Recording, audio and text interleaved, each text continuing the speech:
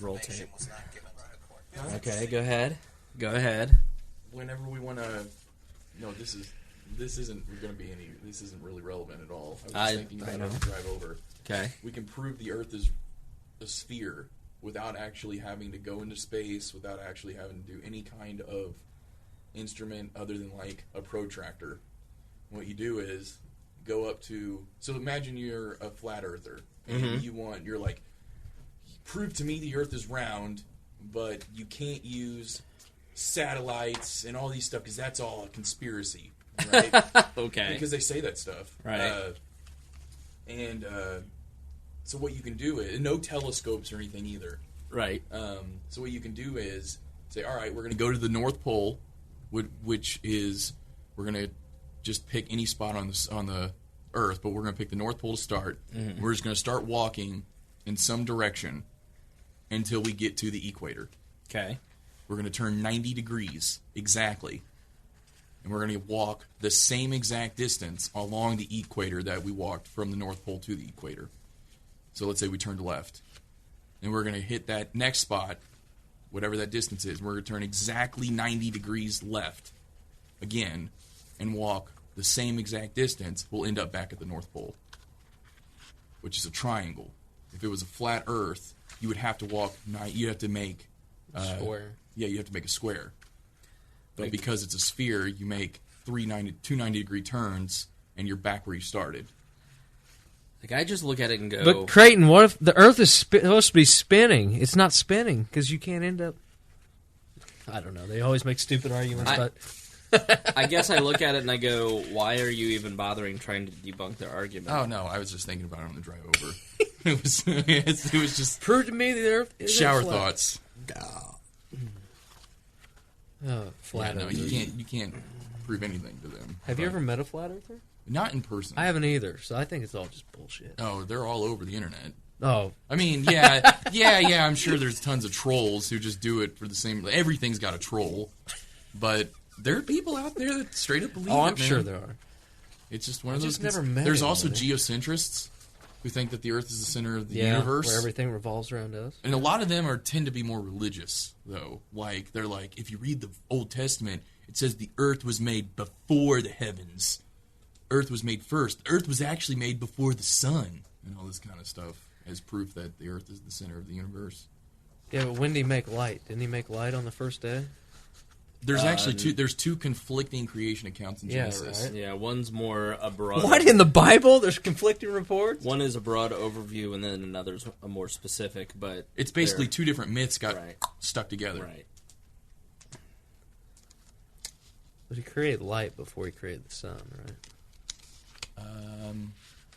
Pretty sure. Well, no, I'm he pretty never, sure that's it never says that he created the sun. He created light.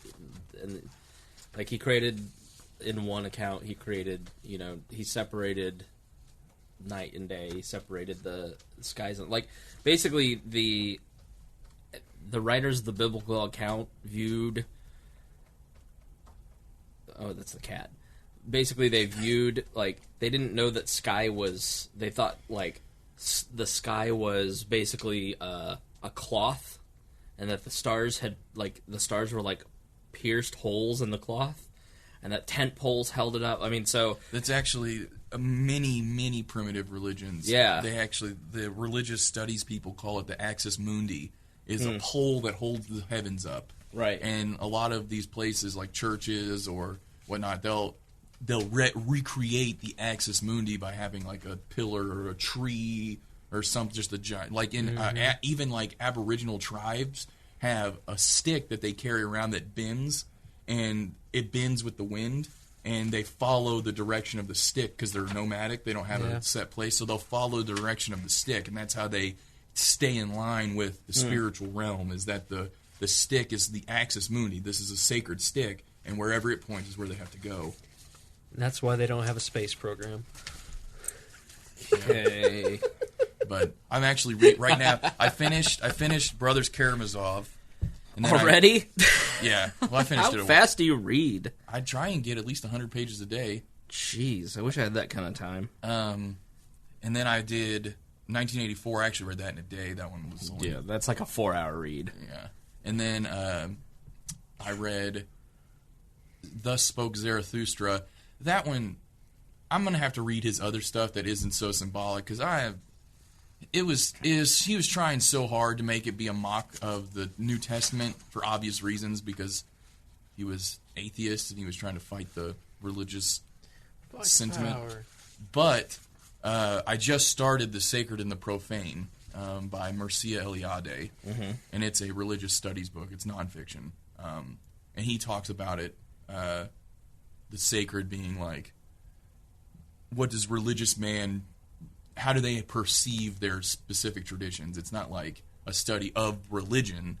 Like, it's not a study of Christianity or a study of the myths of various religions. It's like kind of what's their mindset, Right. in regards to their sacred and stuff. It's pretty interesting. Sounds interesting. All right, I think I got this. Okay. Close this.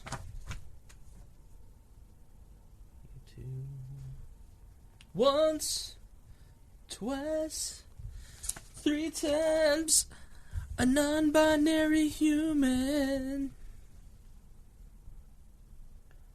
Human action in volumes? Yeah.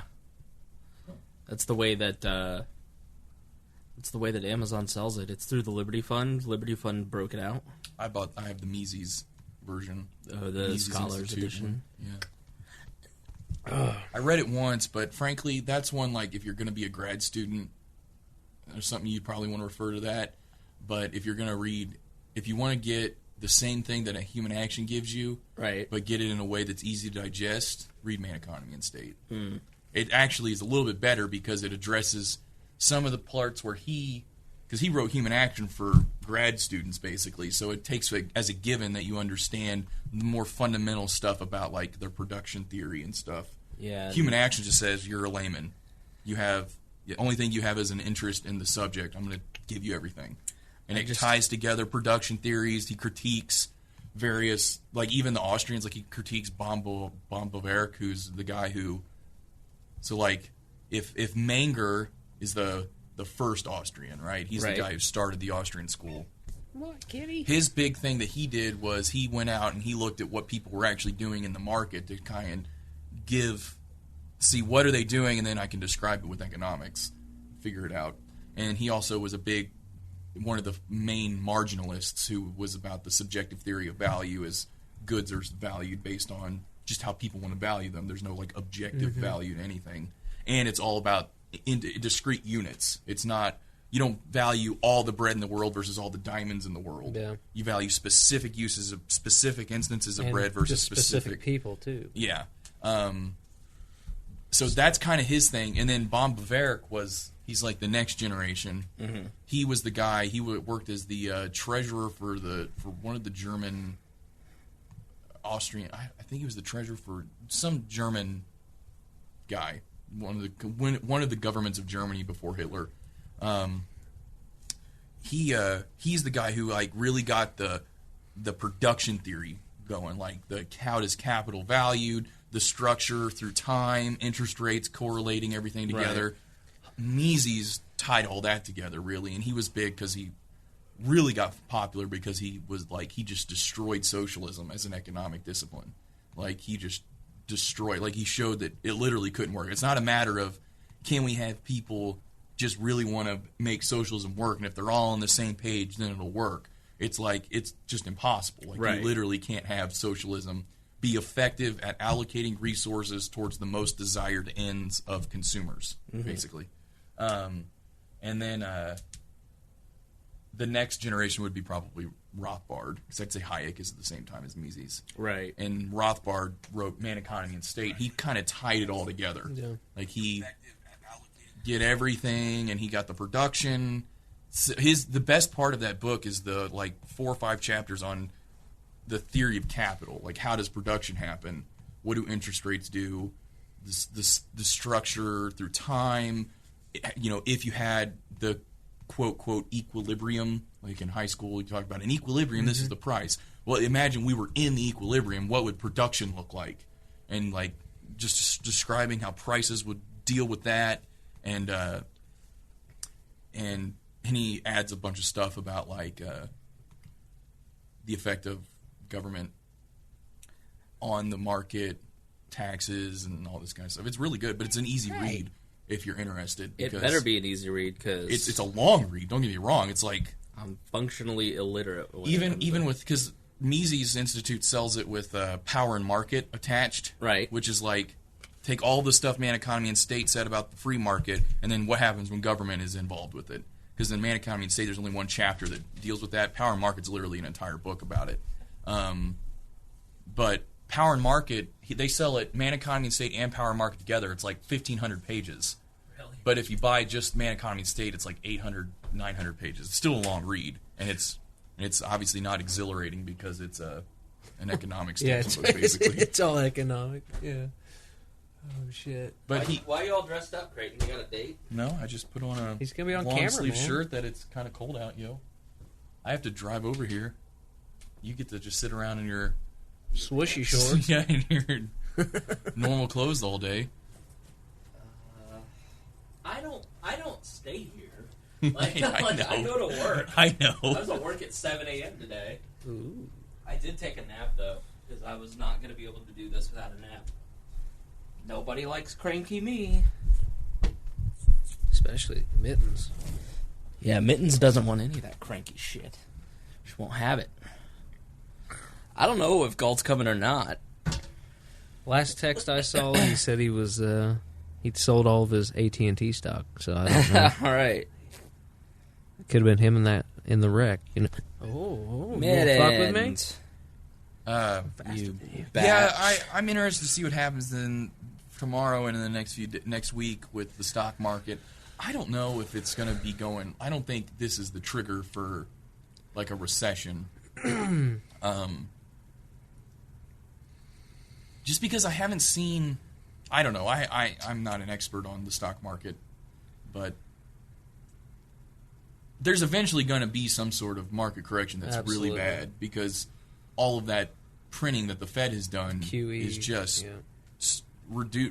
crazy misallocates resources. That's the whole It's the whole problem with it.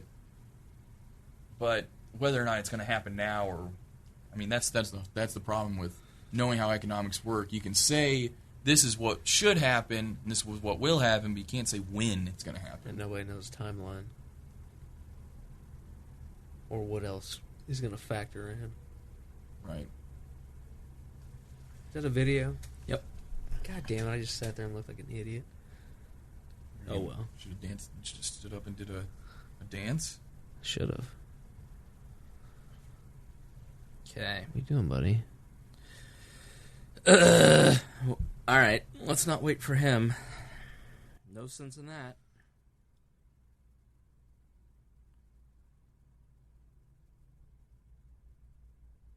Okay.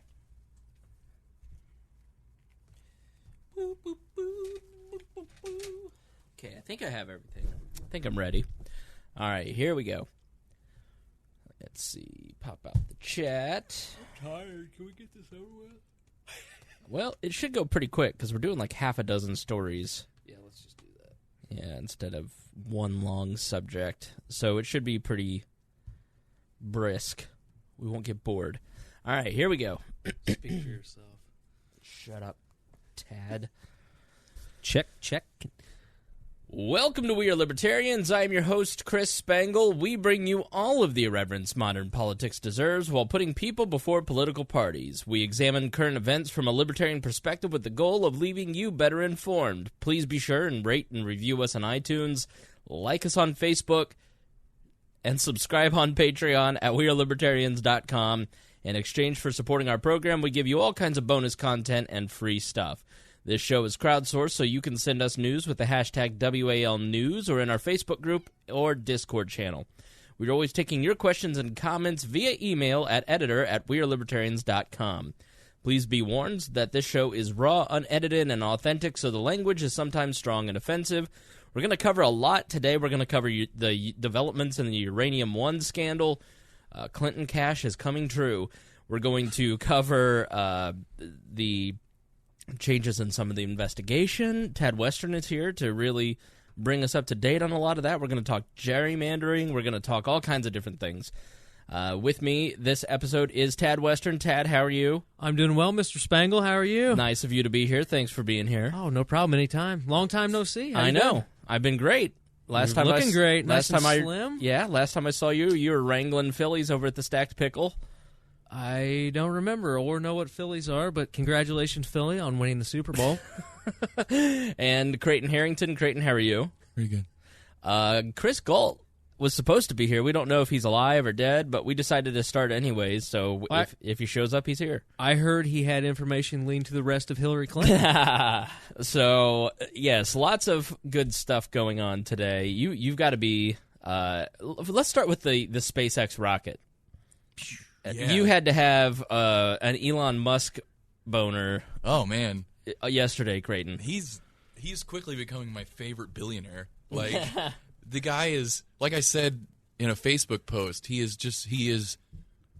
the kid who grew up, became rich, but never actually grew up. Right. Like all of the stuff he's doing is not only is it useful, but it's just awesome. Yeah. Like the Tesla is, for all intents and purposes, an adult RC car.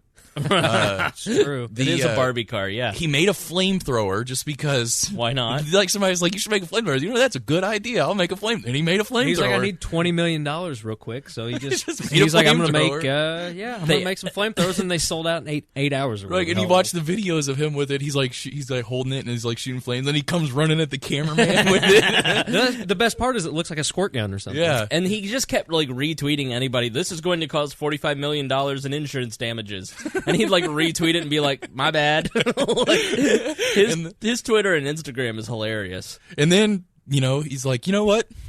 I should put my car into space. Like, somebody said, you can't have a rocket car. Like, oh, yeah, watch me. Right. It's like just...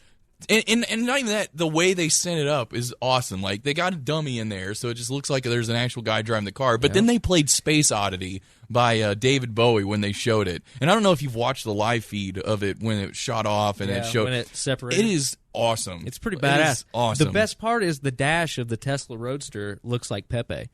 Really? Yeah, look at it. It's got two vents, and then it looks like the frog. So apparently, it's David Bowie. pretty awesome. David Bowie played Tesla at one point, and in a the movie. The Prestige. Yeah, and Played so Nikola Tesla. everyone's wondering if that's why he played David Bowie. But Well, Space Oddity's been a favorite of space Yeah. faringness for a long time. So the coolest thing, I didn't watch the whole feed, but someone showed me the rockets, the boosters landing back on the pad, and it was the most.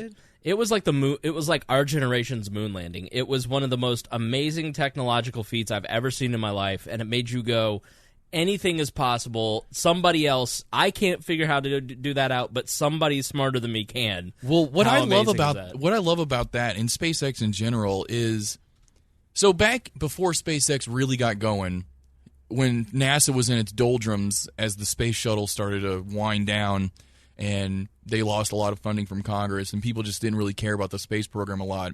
A lot of people were they were sad that the space generation was over, I guess. Like Right, the space race. like we hadn't been to the moon since the 70s. The space shuttle was kind of the last thing that people could look to and say that's identifiably like heroic proud, yeah. Right. We're proud of our pioneers people and stuff. Yeah, the International Space Station, that doesn't really is exciting, but a lot of people were thinking, we need NASA. We really need NASA to do this because implicit in their remarks was there's no private company that could do this. And Right. then people come in and they're like, oh, yeah, you're going to monetize space and you're going to make it be all for profit and just all this kind of stuff.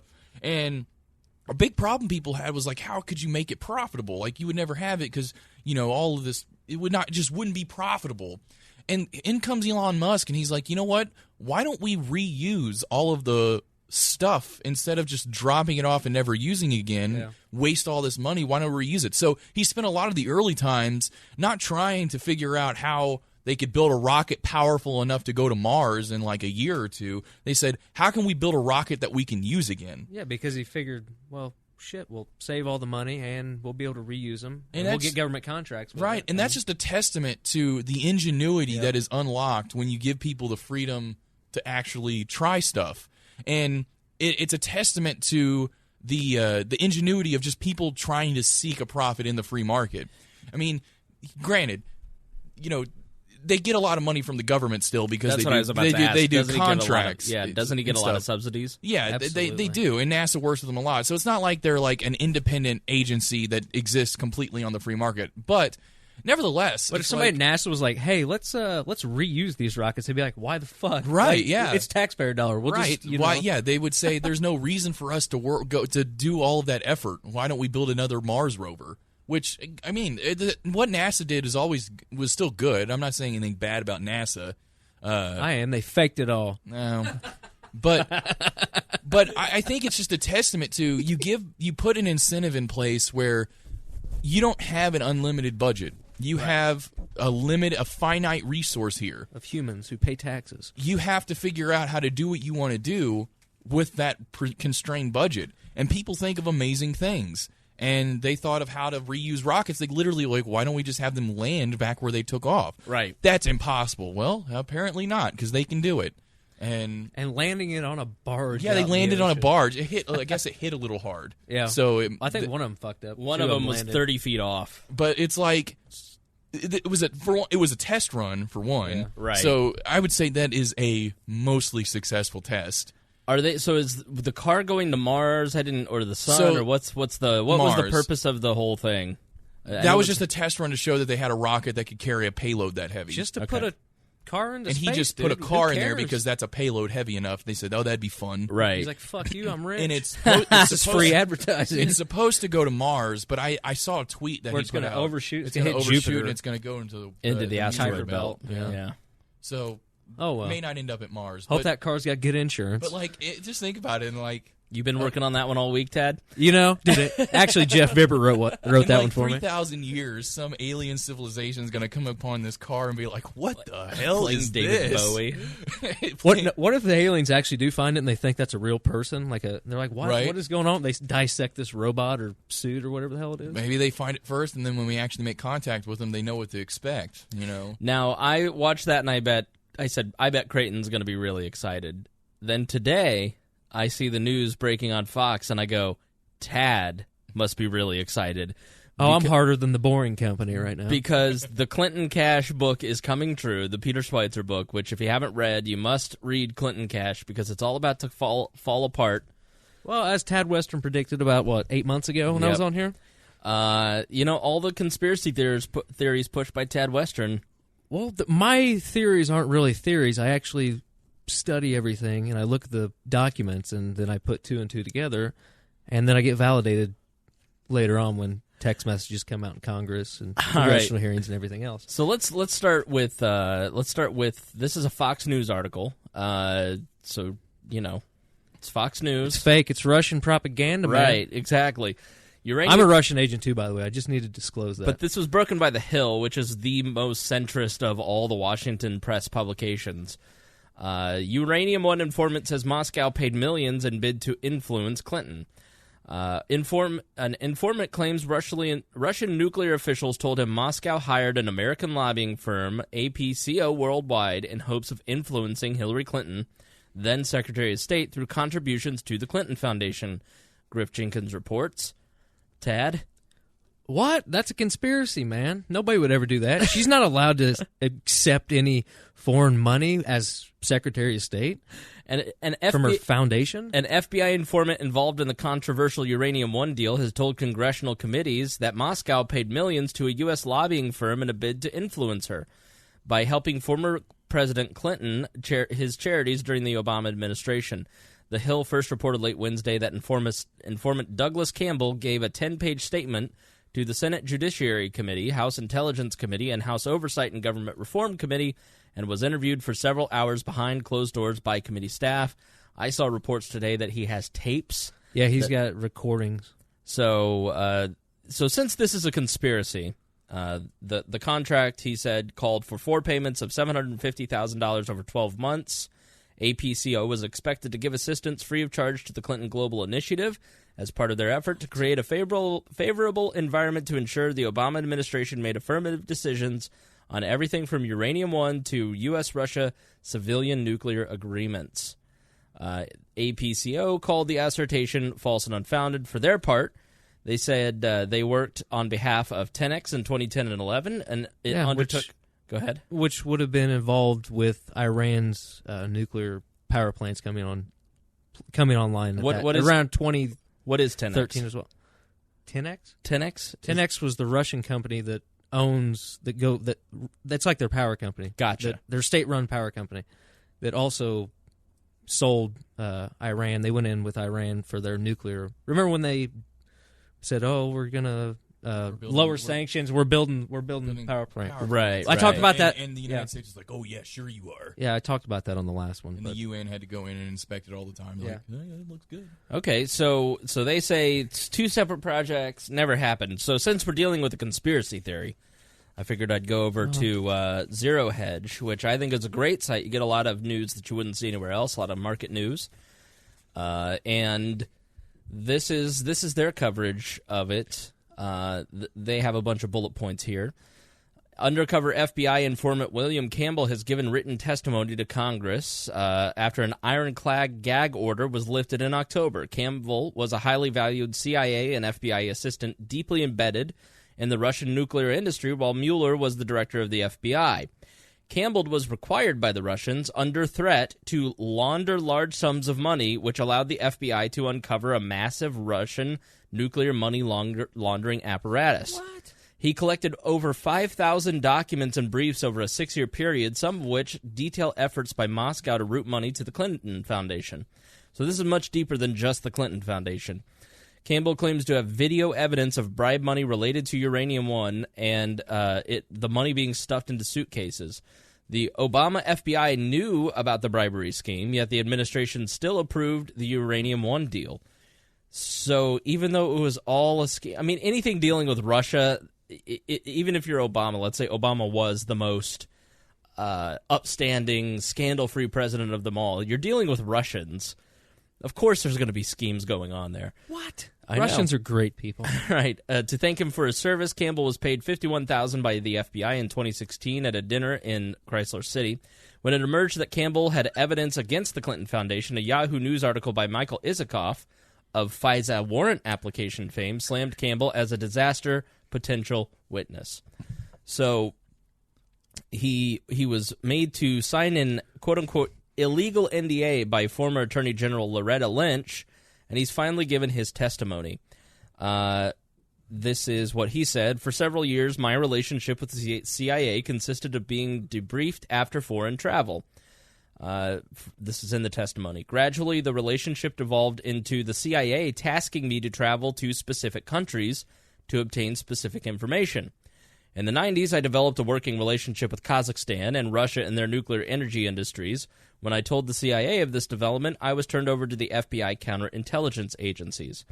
So, first, Campbell discovered that Moscow had comprised an American uranium trucking firm, TLI, in violation of the Foreign Corrupt Practices Act, which bribed Russian nuclear officials in exchange for a contract transport Russian mined U.S. uranium, including yellowcake. Second, to Canada, correct? It doesn't say here. I believe that's the...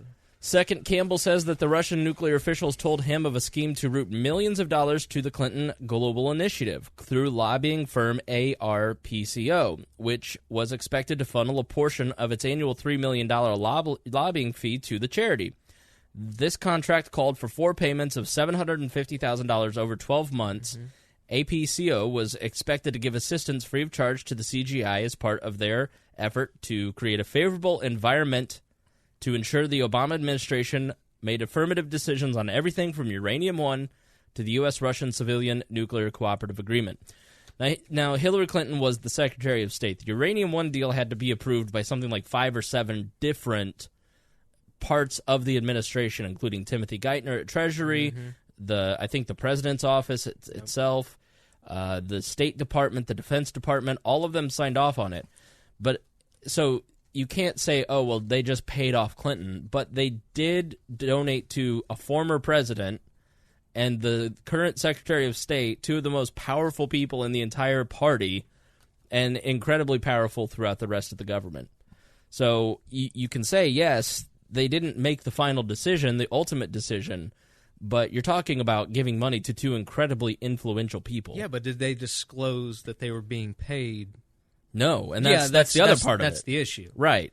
So essentially, you have the weaponization of it's illegal for an American politician to take foreign money, and you can't donate to if you're the Russians or if you're Uranium One or any other country. As a corporation, as an individual, you can't give money to any political person. But what they did is they basically have weaponized international corruption. Well, it's what's been alleged forever is that the Clintons were running, that Hillary was running a pay-for-play scheme as Secretary, or as Secretary of State. So Campbell told congressional investigators that the Uranium One deal, along with billions in other uranium contracts inside the U.S. during the Obama administration, was part of a Russian uranium dominant strategy, and including 10X and its American arm, Tenem, both subsidiaries of state-owned Russia energy company Rosatom. And they now have 100% of the world's uranium, or what was it? I can't remember. It's something outrageous. I think they bought 100% of this company, but yeah, they have. Yeah, well, that was also a deal brokered with Frank Giustra, too. Yeah. A billionaire from Canada who's Hillary's largest donor, the Clinton Foundation's largest dealer. Yeah, Frank Giustra, an energy official from Canada, and one of their best friends, went to this Kazaki trip with Bill Clinton when he went to speak in Kazakhstan and praised a foreign dictator. He writes, Campbell writes in this, the emails and documents I intercepted during 2010 made clear that Rosatom's purchase of Uranium One for both its Kazakh and American assets was part of Russia's geopolitical strategy to gain leverage in global energy markets, he testified. I obtained documentary proof that 10X was helping Rosatom win CFIUS approval, including an email, an October 26, 2010 email asking me specifically to help overcome opposition to the Uranium One deal. So, energy is incredibly important to Russia. It's how it's how the economy has turned around for Putin, and Putin controls a lot of the oil and the oil and natural gas flowing into Europe, into Western Europe, and that's why they're hesitant to really go after him too hard. It's why they're in Syria. They're wanting to start to creep into helping control oil reserves too, and have greater energy. So. Russia's geopolitical aim is if they can control all the energy that Europe uses, then they've got power over them. Then they've got power over them. So that it's even if none of this is corrupt, it's incredibly stupid from a geopolitical point of view. It's selling it out for how much was it? It was 4 payments of $700,000, right? For $3 million to your foundation, like. That's what's been just from a policy point of view. That's what's came out. Take the corruption away from. Take the quote unquote conspiracy of corruption out of this. Just from a political point of view, it was not in the United States' interest to eventually let the Russians control most of the world's uranium. No, not at all. So, Wall, then he got involved in some bribery. No, who doesn't? Who doesn't? So there's nothing in this that links specifically Hillary Clinton to any of this, just her foundation, right? Just the foundation. But, I mean, when you're talking about the foundation employees, right. Bill, Hillary, Chelsea, and 10 other people. Technically step back from that when they're in office, don't they have to renounce their position in those? Yeah, they did. They said they were going to day one, and they weren't going to take any foreign money. Right. No, but I mean, don't they technically not hold a position in the foundation when they're serving as heads of state of any kind? Correct. Well, not technically, yeah. Right, not technically. So, yeah, of course, they could probably get, advice emails and stuff, or maybe they still do and they just say they don't, but as far as on paper, they're not actually affiliated with the organization while they're Secretary of State or something. Now Bill can be, because he wasn't serving in any position. Bill said he was stepping down as well. Okay. Yeah, so when Obama announced that she was going to be Secretary of State, many Democrats raised this as a concern. Yep. And Obama, at one point, brought her to the Oval Office and said, here's the rules. If you want to be Secretary of State, the Clinton Global thing and Bill's activities need to be widely limited. You need to have a firewall between you and that. There can't be foreign donations.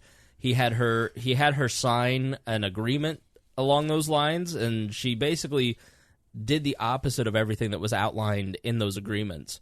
She lied to Obama, and so I think there's not going to be a lot of Obama going, no, like he's done his due diligence with Hillary by saying you should elect her president, and now he's not going to let his legacy get tarnished by her. Well, but he's already fucked because that's came out that he knew about her private email server and he was exchanging messages with her on it. He was so sending, that came out this week. He was sending emails back and forth on the private email server and said publicly, I had no idea that she was doing this. Mm-hmm. Now, in Obama's defense, let's give him the benefit of the doubt. How often do you look at the metadata of any email that you send and receive? Especially if you're the president of the United States and you're busy. Well, there's one theory that, I mean, he can declassify anything he wants, but it's against the law regardless. As a government employee, everything has to be on record to go back if anything needs to be searched. Right. So that's where the criminality comes into it. Well, is that congressional legislation that says that, or is that just executive policy? No, that's legislation. Okay. Yeah, everything has to be right. Because if they a Freedom of Information Act is what it's under. The Obama administration said that. That's why the original emails were such a big deal. Right. Because they technically didn't have them. I mean, I'm sure the NSA can get them somewhere, but I mean, it's right. But it's just against policy to not have that on storage. Yeah, I understand. Right. The other part of it is that any travel that Bill Clinton did had to be approved by the ethics office at the State Department. And Huma Abedin was overseeing that. So you had Hillary Clinton's top aide basically approving or disproving any travel that Bill Clinton did. Have you ever seen Clinton Cash or read the book? No. It's pretty good, especially now if you go back. I haven't watched it recently, or I think I watched the documentary. Yeah, there's even a graphic novel. There's literally he would land somewhere, or she would land somewhere, and Bill would already be there, and then 2 weeks later there'd be a donation from a very powerful player of whatever region that was to the foundation or the Clinton Global Initiative. And it's all on record. I mean, so you're going to hear Mueller's name dragged through the mud a lot. On a lot of this stuff, and you might have. And so here's the background on that stuff. While undercover, the Russians forced Campbell to deliver bribes from Maryland transportation company TLI in $50,000 increments to Russian nuclear official Vladimir Mikarin of Tenex. Campbell did so under the direction of the FBI in order to maintain his cover, fronting hundreds of thousands of dollars he said he was never reimbursed for. As a result of Campbell's work, well, that could be an important line, says he was never reimbursed for. As a result of Campbell's work, TLI co-president Mark Lambert was charged in an 11-count indictment in connection with the scheme, while Vadim Mirkarin, who resides in Maryland, was prosecuted in 2015 and is halfway through a 4-year sentence. Beginning at least as early as 2009, continuing until October 2014, Lambert conspired with others. Oh no, I can hear my own voice. I'm hearing. It's never good. Yeah, I have you. Well, I have you guys so loud that it's picking. Yeah, it's your mic. Your voice is coming through our mics. Is that what it is? Something just went really weird with that. I heard. The hell was that? That's my breath, you idiots. Oh. All right, here we go. There we go. Freaking me out, man. I know, I'm like on drugs. Beginning in at least as early as 2009 and continuing until October 2014, Lambert conspired with others at Transportation Corporation A to make corrupt, fraudulent bribery and kickback payments to offshore bank accounts. Of note, Rod Rosenstein failed to interview Campbell before prosecuting Vadim Mikarin when Rosenstein was Maryland's chief prosecutor. Instead, relying on the evidence Campbell had gathered. This backfired after prosecutors insisted on sitting down with Campbell to glean more information, forcing prosecutors to recast their entire case against Mikarin. An extremely important aspect of Campbell's timeline is one that the Obama FBI, headed by Robert Mueller, knew of the bribery scheme, with the transportation company before approving the Uranium One deal, which would have utilized TLI for transporting the mined uranium. So the guy who got arrested for bribery they knew that he was bribing. The FBI knew and aided his bribing. Right. So he got arrested for basically doing something that the FBI knew about and let happen. Correct. Okay. And Robert Mueller knew about it, and despite this corrupt aspect of the Uranium One deal, Robert Mueller approved the deal, as did Hillary Clinton. So now, did the guy who was doing the bribing know? The Russian? Like, did he know the FBI knew? Like, did the FBI basically tell him go ahead and do this, or did he do it and the FBI knew about it and didn't do anything to stop it? No, the FBI said go ahead and do this. Oh. Yeah, they said They never reimbursed him. that happens sometimes when you're in the middle and you're breaking. No, I'm talking the about law. the Maryland company. Yeah, that's what I'm saying. About? Yeah, Okay. they knew that he was involved. He was fronting money. He was involved. He was keeping the scheme going because they didn't want it to blow the cover that he had with some of these other aspects. And then they arrested him for it. Anyway. Exactly right. Well, no.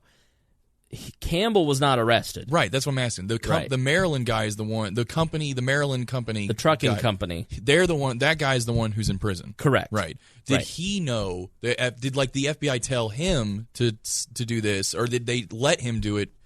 No, he just didn't know that they were watching him. He didn't know they were watching him. Campbell was the only one aware that the FBI was involved in any of this and that he was fronting. And that's why he's Right. testifying to Congress right now. Exactly. But he isn't actually he didn't have any criminal charges brought up against him. He's just out a bunch of money that he had to front. No, exactly. In fact, quote unquote, my FBI handlers praise my work.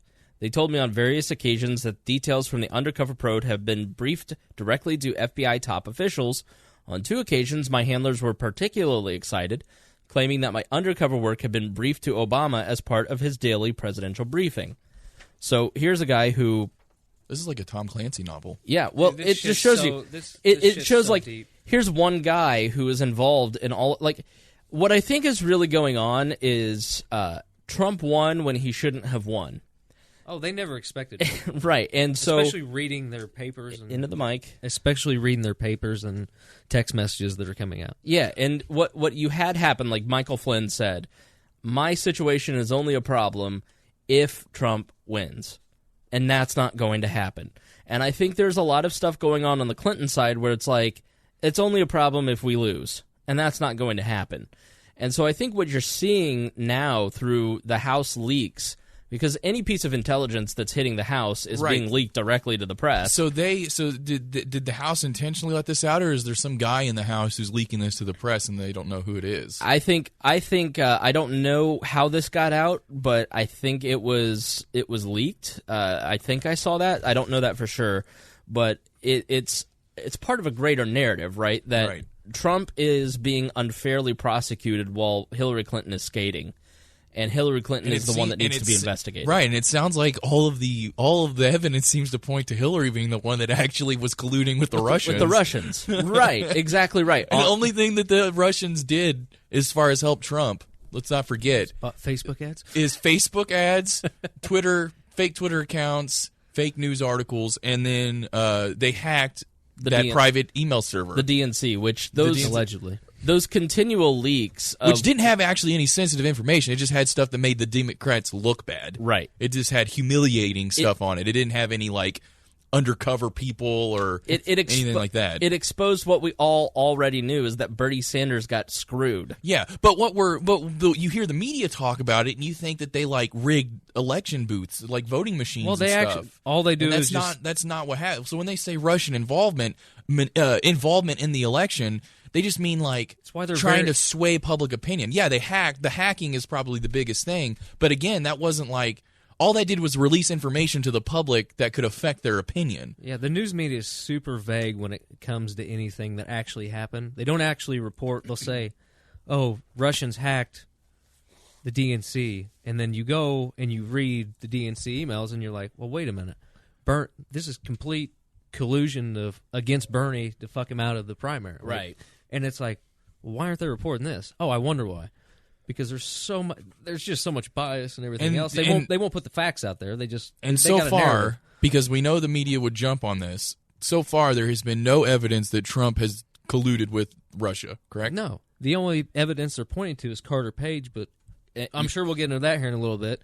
But Carter Page was somebody who was he was praising the Russian regime. He was making money off of... He was an investment banker. He was an investment banker at Merrill Lynch, and he was somebody who knew Russian politics and economics and was investing in Russian companies. And so he was continually sought after by a lot of different people to get involved in investing. He's a doctor. So he had a lot of credentials that people liked, and then when he was very excited to get on board with the Trump campaign, because anybody who was pro-Russia was anti-Clinton, because they felt that Clinton was going to be extremely harsh against the new regime and provoke a war. And so he got involved in the Trump campaign enthusiastically, and then they started to see, like, oh, okay, you're being investigated. All right, let's push you aside. Well, they used him. Carter Page, actually, in 2013, was an FBI informant. Right. And he actually which was leaked through the Obama administration to, like, BuzzFeed or something. They demasked him for whatever reason. But this all just came out this week, too, so right. I haven't been able to put it all together. But there is a theory that he was kind of pushed towards the Trump campaign by... one of Hillary's Sidney Blumenthal. Blumenthal. Sidney Blumenthal is a name that you're going to hear a lot from here on out and he's Hillary's fixer. Yeah. I'll look up his Wikipedia and give it some of his titles, but yeah, he's a bad dude. It turns out that Page was still being surveilled by the FBI while he was in the Trump campaign, and then that. And that's part of that memo that came out last week, the Nunes memo, was that he was being surveilled on a FISA warrant that was basically the evidence to support the need for that FISA warrant was a dossier that was paid for by Clinton. Well, they said his ties justified him being monitored, but he was an FBI informant who got actual Russians from New York who were actually foreign agents, spies, arrested prior to all this. So they just kind of brought his past up. They knew his past because he had worked with the FBI. So they surveyed him anyway, and they did that for 90 days, I believe, right? 3 times is what it was. They had to renew it, but there wasn't... They kept the FISA court. If you read the FISA court memo that came out like a year ago, it was like 100 pages, they kept saying this isn't enough to... We're not going to grant this. We're not going to grant it. We're not going to grant it. They ended up being forced to grant it. So that they gave him the downhill. So grant it based on the fact that he was an FBI informant working against the Russians. That. They painted his past work with Russians as an FBI agent to make it look bad. He was an FBI informant against the Russians, but they didn't tell the FISA court that. They just said, look, he's been with the Russians. Yeah, they used who his prior contacts were and business contacts who ended up getting busted as actual Russian agents to paint it to like he's a bad guy. So there's two. So I guess there's 2 different perspectives on how this FISA warrant surveillance of Carter Page. That wasn't even enough. Then they threw the memo on top of that to get the actual downstream you mean get the dossier? all of Trump. Yeah, they used that dossier that's another corruption scandal argument is that the dossier was funded.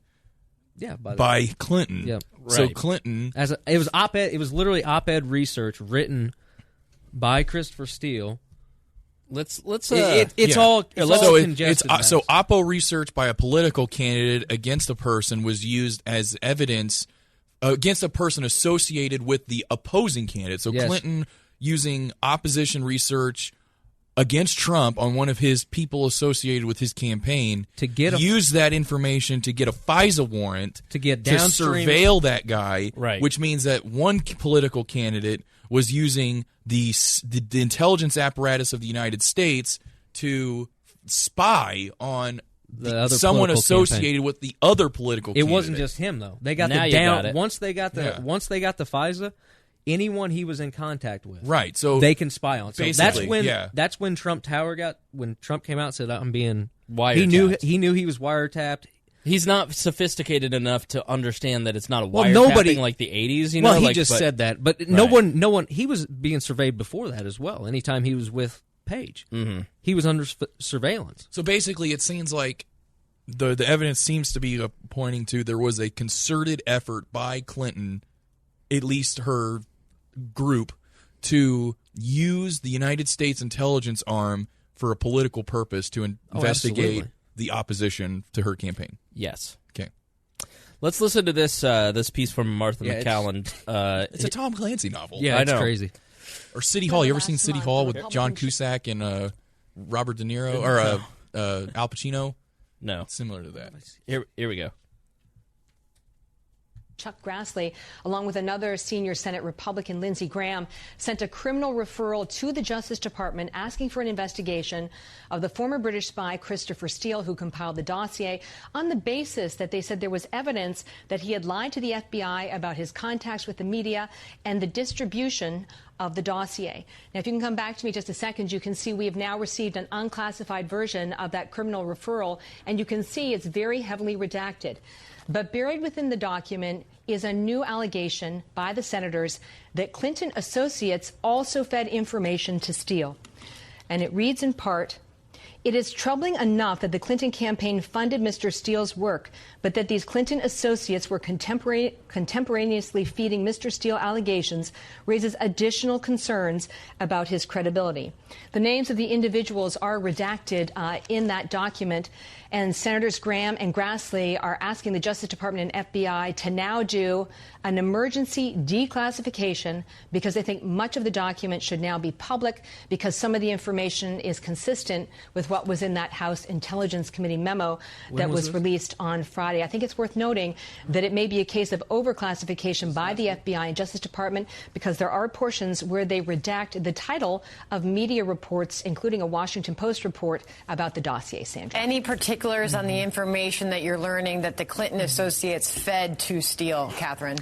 It's so heavily redacted, I wouldn't want to guess, but it's very clear. They make the allegation that Clinton associates were also feeding information to Steele at the same time he compiled this dossier, though they reached no conclusions over whether Steele in fact used that information or whether it was used by the FBI to verify elements of the dossier.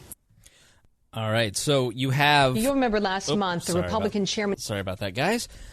So then Trey Gowdy comes on. Trey Gowdy was the only person in the House allowed to go in and read the classified information.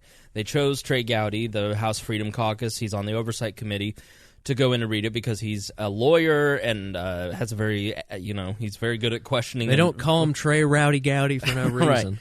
Right. So he says on the interview after this with Martha McCallum, the dossier has nothing to do with the fact that someone tried to hack the DNC, the Steele dossier. The dossier has nothing to do with meeting George Papadopoulos that he had in Great Britain. The dossier has nothing to do with Donald Trump Jr. and Trump Tower. The dossier has nothing to do with allegations of obstruction of justice.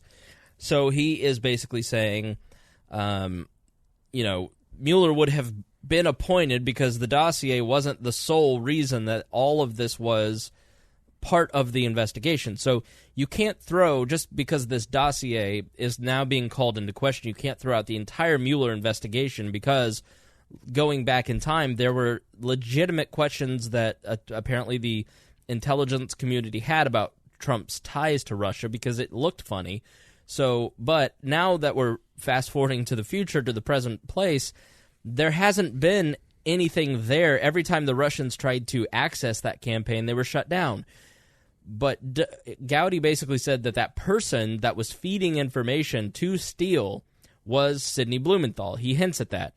Sidney Blumenthal is a former aide to President Clinton, according to Wikipedia, longtime confidant of Hillary Clinton, formerly employed by the Clinton Foundation, and a journalist especially on American politics and foreign policy. He's written for The Post, Vanity Fair, New Yorker, Salon.com, The Guardian. He served as a senior advisor from 1997 to 2001 for Clinton. He advised on communications. He was known for his loyalty to the Clinton and his attacks on their adversaries, which is one reason Rahm Emanuel, the first chief of staff for Obama, barred Blumenthal from holding a position in the State Department during Hillary Clinton's tenure as Secretary of State. He's long since been known as the fixer for Hillary Clinton. He was the hatchet man. So he was a full-time employee of the Clinton Foundation from 2009 to 2013. He served as a consultant for the foundation from 2013 to 2015, earning about $10,000 per month. Critics charged that Blumenthal's work at the foundation was inappropriately politically motivated, and that during his time at the foundation, he blurred lines between the foundation and Secretary Clinton's role as Secretary of State. So Blumenthal. So Blumenthal was there at the same time that all of this Russian energy company stuff was going on, or yes. Yeah, he was, and so he was playing her. So basically, if there is ever a connection that directly ties Hillary Clinton to this Clinton Foundation money, it's going to be through him. It's going to be Sidney Blumenthal going to various operatives and saying, and later on goes to Steele. So Sidney Blumenthal, the Clinton Global Initiative, the Clinton Foundation are all dealing with all of these payments and Russian businesses. And Carter Page probably pops up on the radar. And that dossier that Christopher Steele wrote probably was written by Sidney Blumenthal. So, and then that dossier was then used to start the Mueller investigation. The Mueller investigation eventually starts uncovering Papadopoulos. It uncovers all the things that everybody kind of knew about Manafort that happened back in 2006. It had, the obstruction charges are part of the reason that the whole thing was started by the people inside of the federal government. And so it's all starting to come into focus. And what we have said from the very beginning about this entire investigation, it is that there is no there. This is a wide dragnet to get the members of the administration to fall for perjury or obstruction. Yeah, they're trying to get a process charge, basically. A process charge, exactly. And remember back in the early days of this, when we were covering this, it was you had this because we've been following this from the very beginning because we read 4chan and we've seen the nexus of all this. So I remember reading the first. I can't believe 4chan is that big of a factor in U.S. news now. It is. That's where I first read the first dossier. I cannot believe that. We would not have been able to follow the origins of this dossier back when it was a big deal. It was literally posted on 4chan before it came out. I mean, I understand that but like just what 4chan is and what it turned into, but my God, So it's the gutter of the internet. You had John McCain, who obviously is no friend of Donald Trump, taking this dossier, giving it to it was leaked to the press. It was given to Comey by McCain. And Evan McMullen, don't forget. Right. And so who was FBI. You've had basically this nexus of Blumenthal, Bruce Orr, and his wife, Comey. They're all involved in it. Peter Strzok, they're all involved in all this. And that bounced around forever, too. Right. Nobody took it seriously. They just ended up using it. So there's a guy named Charles Ortel, and I don't know how legitimate he is or not, but I saw this on Zero Hedge, and I thought this was a decent summation of everything that's going on. And it's called, so Charles Ortel, just based on a quick glance, is a researcher whose life mission is to bring down the Clintons. He's like the keeper. Sounds like a good man to me. He's the keeper of the Clinton machine info. So he writes, Mueller, Comey, Rosenstein, and Wray gave the Clinton Foundation a pass during the Bush years, and now people are asking why. Like Hercule Poirot, the ace detective in Agatha Christie's mystery Death on the Nile, Donald Trump quickly grasped that the widespread conspiracy against his presidency was far more than random campaign felonies by political hacks. Not lost in the weeds like obstructionists, candidate Trump must have suspected senior elements within the IRS, FBI, and DOJ would fear his candidacy more than any other. Let's not... the Trump 8D chess theory, okay. Right. Clear. Well, I mean, if you look at it objectively, you can see everyone's still... I mean, it goes back to Clinton. Right. First Clinton presidency. They probably, I mean... They've been in the DOJ and the FBI for 20 years. They've had the ability to do Oppo research on everybody for a long time, so when Trump started to pull ahead, I'm sure that's when they focused on especially since he was critical ahead of time. But they feared his campaign from the... I mean... In that respect, they feared everyone's campaign from the beginning. Right? Are you saying that Clinton's feared? He's arguing. He just read a quote where the guy is saying that the Clintons feared Trump's campaign from the beginning, as if, like... Well, they probably feared it more that they would be exposed. It's implying that they took tricks. it more seriously than anyone else from the beginning, and I don't think they did. I don't think Not anyone till the took end. it seriously until the end. No, I mean, the WikiLeaks exposed that they wanted Trump because they thought he was the weakest. And they he could did. walk over him. He did. He had the weakest fundamentals of any candidate in American history that won the presidency. Maybe in modern times of any presidential candidate. I mean, I can't think of, other than a Libertarian Party president. I mean, if you look at his campaign structure, it's the Libertarian Party campaigns. Like, it's that weak. He had the most out of nowhere kind of a campaign. Right. I mean, it's like how he won is just a testament to how awful Hillary Clinton was as a candidate. Absolutely. Right. So Hillary Clinton for certain would never unpack the sordid history of scandals missed and covered up back to 93 or even earlier. She was the insurance policy for the swamp. So an investigation into her manifest mishandling of classified information on her private email server was bottled up. The primaries were rigged in her favor, and it was full speed ahead to the White House. Until that did not happen, thanks to millions of forgotten men and women who made their votes count. On November 9th, President-elect Trump likely understood that numerous suspects would plot against him, including some individuals he might once have thought were true allies. So a political neophyte seems to have laid traps, even nominating Rod Rosenstein to take the powerful position of deputy attorney, standing down as Rosenstein selected his mentor, Robert Mueller, to serve as special counsel investigating Russian collusion, even as Mueller packed his team with openly biased partisans. Again, Donald Trump's so brilliant that I know that I've put Rod Rosenstein. I'm sure that there's some people in his orbit who are probably... Oh, yeah. They're super savvy, I'm sure. Right. But yeah, I don't think that Donald Trump himself sat down and like... Well, you have to remember, too... like he's Charlie from that episode of Always Sunny. Like he's putting it all together on the wall. It's a beautiful mind. Well, you have to remember, Donald Trump was getting intelligence this entire time as a candidate. Sure. And there's also the Navy admiral who broke rank and went to Trump Tower and told Trump what was going on. So, a lot of this stuff is... It smells like Roger Stone.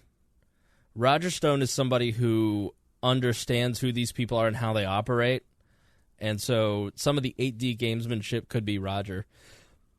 So fortunately for Trump and unfortunately for his enemies, there are records, and now the general public is coming to see these documents closely, even as Democrats and the blinkered media elites refuse to see the obvious. CNN could not have spent more time today. Jake Tapper, whom I love, was bemoaning the fact that nobody's really covering the domestic abuser that was, John Kelly's doorkeeper for Trump.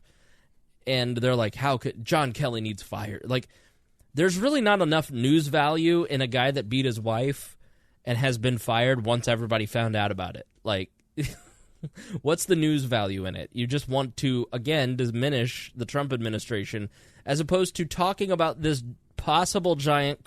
Like, we could use some journalism on this. Like, we could use a special counsel on this. If you're for the Russian investigation and finding out if there's fire around that smoke, you, if you're intellectually honest, should be for a special counsel on this. This will not be taken seriously by the media at large. Let's say the Associated Press or something, until Congress does an investigation. Yeah, I mean, because right now it's just running off of Fox News, and no one takes Fox News seriously when it comes to reporting about Republicans.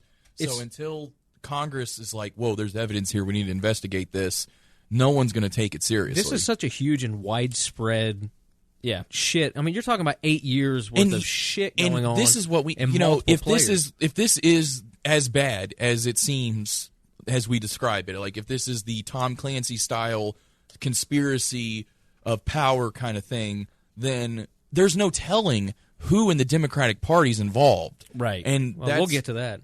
But like, that's the problem with, with theories coming through leaks and all this kind of stuff. Like, you don't really have you get a picture, like a one angle of something that's huge, and you don't know. Which again, Donald Trump can he can declassify whatever he wants. Yeah. Everything.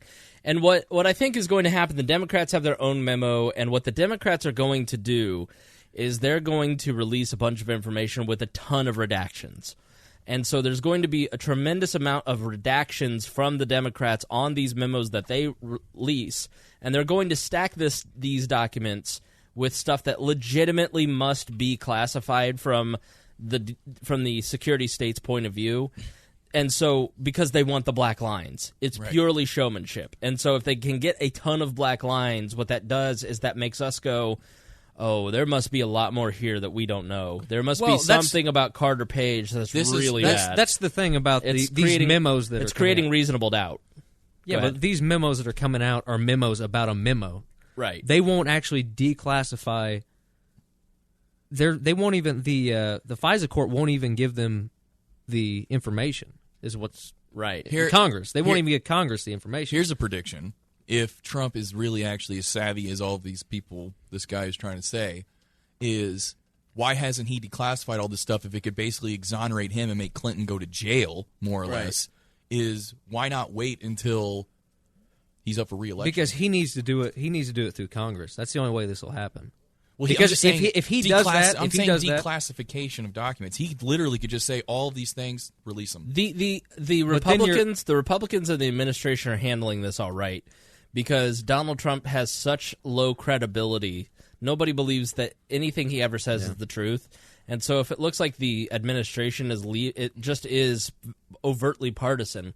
But and it is overtly partisan. Let's not get it wrong. Like the Republicans, like that Nunes memo left a lot of stuff out that was, it wasn't a fair and balanced look, but it was, it was damaging, the Mueller investigation, even though it didn't even mention the Mueller investigation really. So it is all of this is inherently partisan, which is a good thing. Like, for all the one state rhetoric of libertarians where we say they're all the same, like you need warring political factions in a republic for this reason. Yeah, this is how sunshine through like people want to rip each other's heads off. You're using the incentives that people have against each other. They hate each other so much that they're willing to sacrifice the overall apparatus if it means that their side wins. Yes. Yeah. And so what you're really seeing right now is how politics operates at the highest levels of our government. Behind closed doors. Behind closed doors. This is all of the stuff Alex Jones has been talking about forever. Except the gay frogs and the juicy juice and stuff. Right, all that stuff. But like the networks that he's always talked about of power are being completely exposed.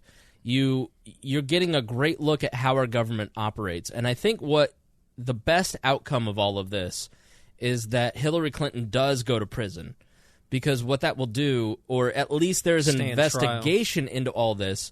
And yes, there's going to be the short-term problem of people not trusting the intelligence community. But let's be honest, why should we? They led us to war on faulty premise. Right. There needs to be a deep throat with evidence that goes to just like all the president's men style thing to get a news story out that's well sourced with a high ranking person that they don't say who it is, but they have evidence. They know that he's a good source.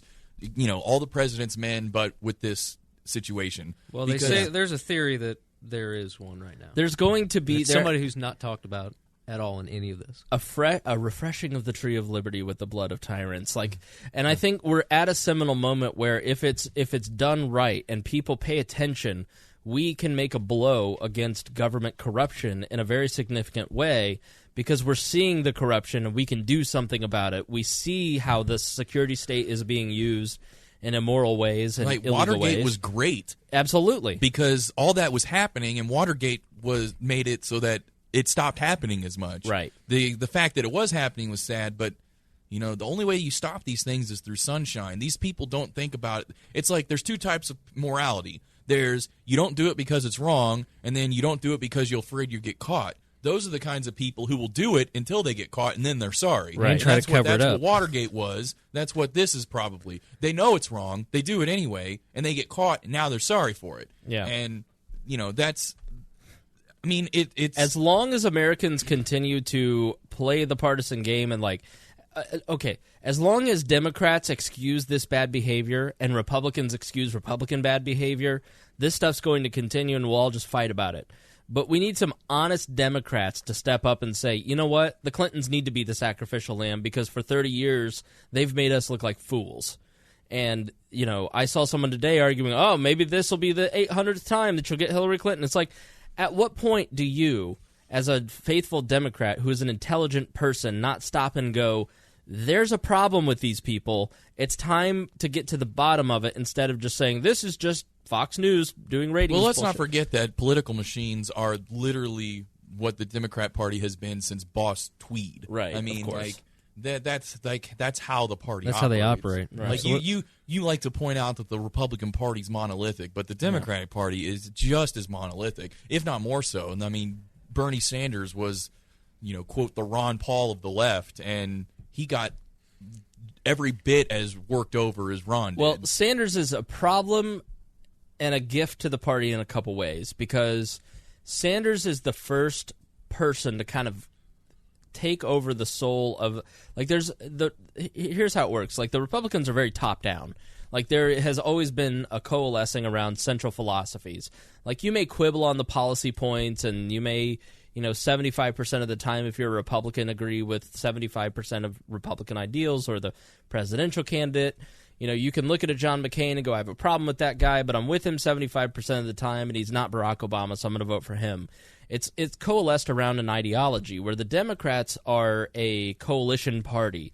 They coalesce around the idea of gaining political power to spread that political power. Their game is winning. To spread that power out to these different groups.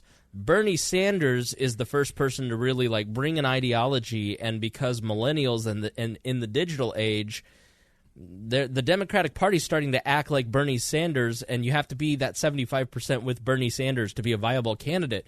And I think that's just death for the Democrats, because if you're going to coalesce around, I mean, it's either him or Elizabeth Warren. I think it'll be Elizabeth Warren. Bernie Sanders is actually better than a Kamala Harris, because Kamala Harris is all identity politics. And as long as as Ben Shapiro pointed out today, like, as long as Democrats only focus on identity politics, they're going to lose. They're just going to push the more moderate people into the Republican camp on things like kneeling in the NFL.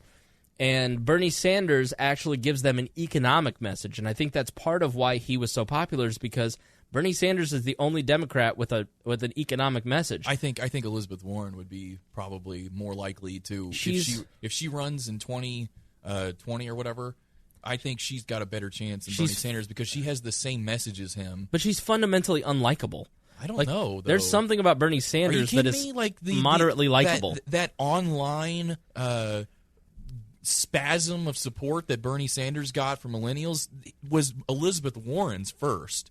That all came out of her Senate campaign in Massachusetts. She was like, every one of them was like, you know, this girl's fighting the big banks and the corporations and stuff, and that was her message. And then when it turned out she wasn't going to run for president and Bernie Sanders was, it all moved over to him. But their message is really the exact same. But she identified the market, and he sold a better product, in my opinion. Bernie Sanders can be he doesn't take himself seriously.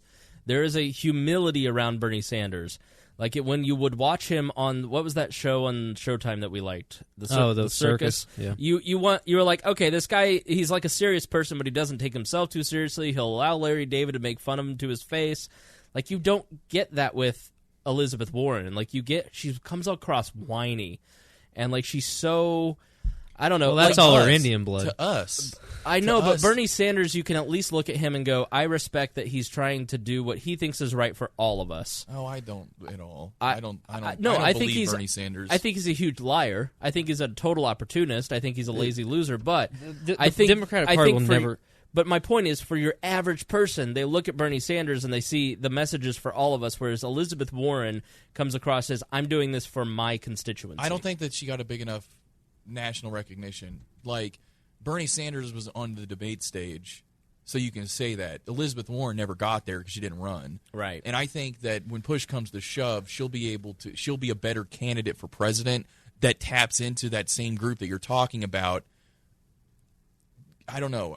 That's just my opinion. But, I mean, she could even bridge that identity politics gap to some extent. Mm-hmm. And a lot of the old guard would be on her side because she could I mean, why? I mean, the same. I mean, Clinton. You're both wrong. It's going to be Cory Booker. We all know. Cory that. Booker is possible as well. Yeah. I mean, he checks all the boxes. He's okay, especially the black one. He's okay. I don't like him. He is okay as a person. He's likable. Oh yeah, he seems like he's a great guy in person. But his big thing, but he's not going to run on the reasons that we like him for, like criminal justice reform and stuff. That'll be like a 5-second bit of some speech on his campaign. Right. That's not going to define his campaign. As long as the Democrats continue to push identity politics, and that is the central message. That's all they push. And intersectional politics, they're going to lose. Yeah, I think I do think America is getting tired of it. We're done. We're done with it. I think I do think in general that it's kind of reached its tipping point, and people are like, all right.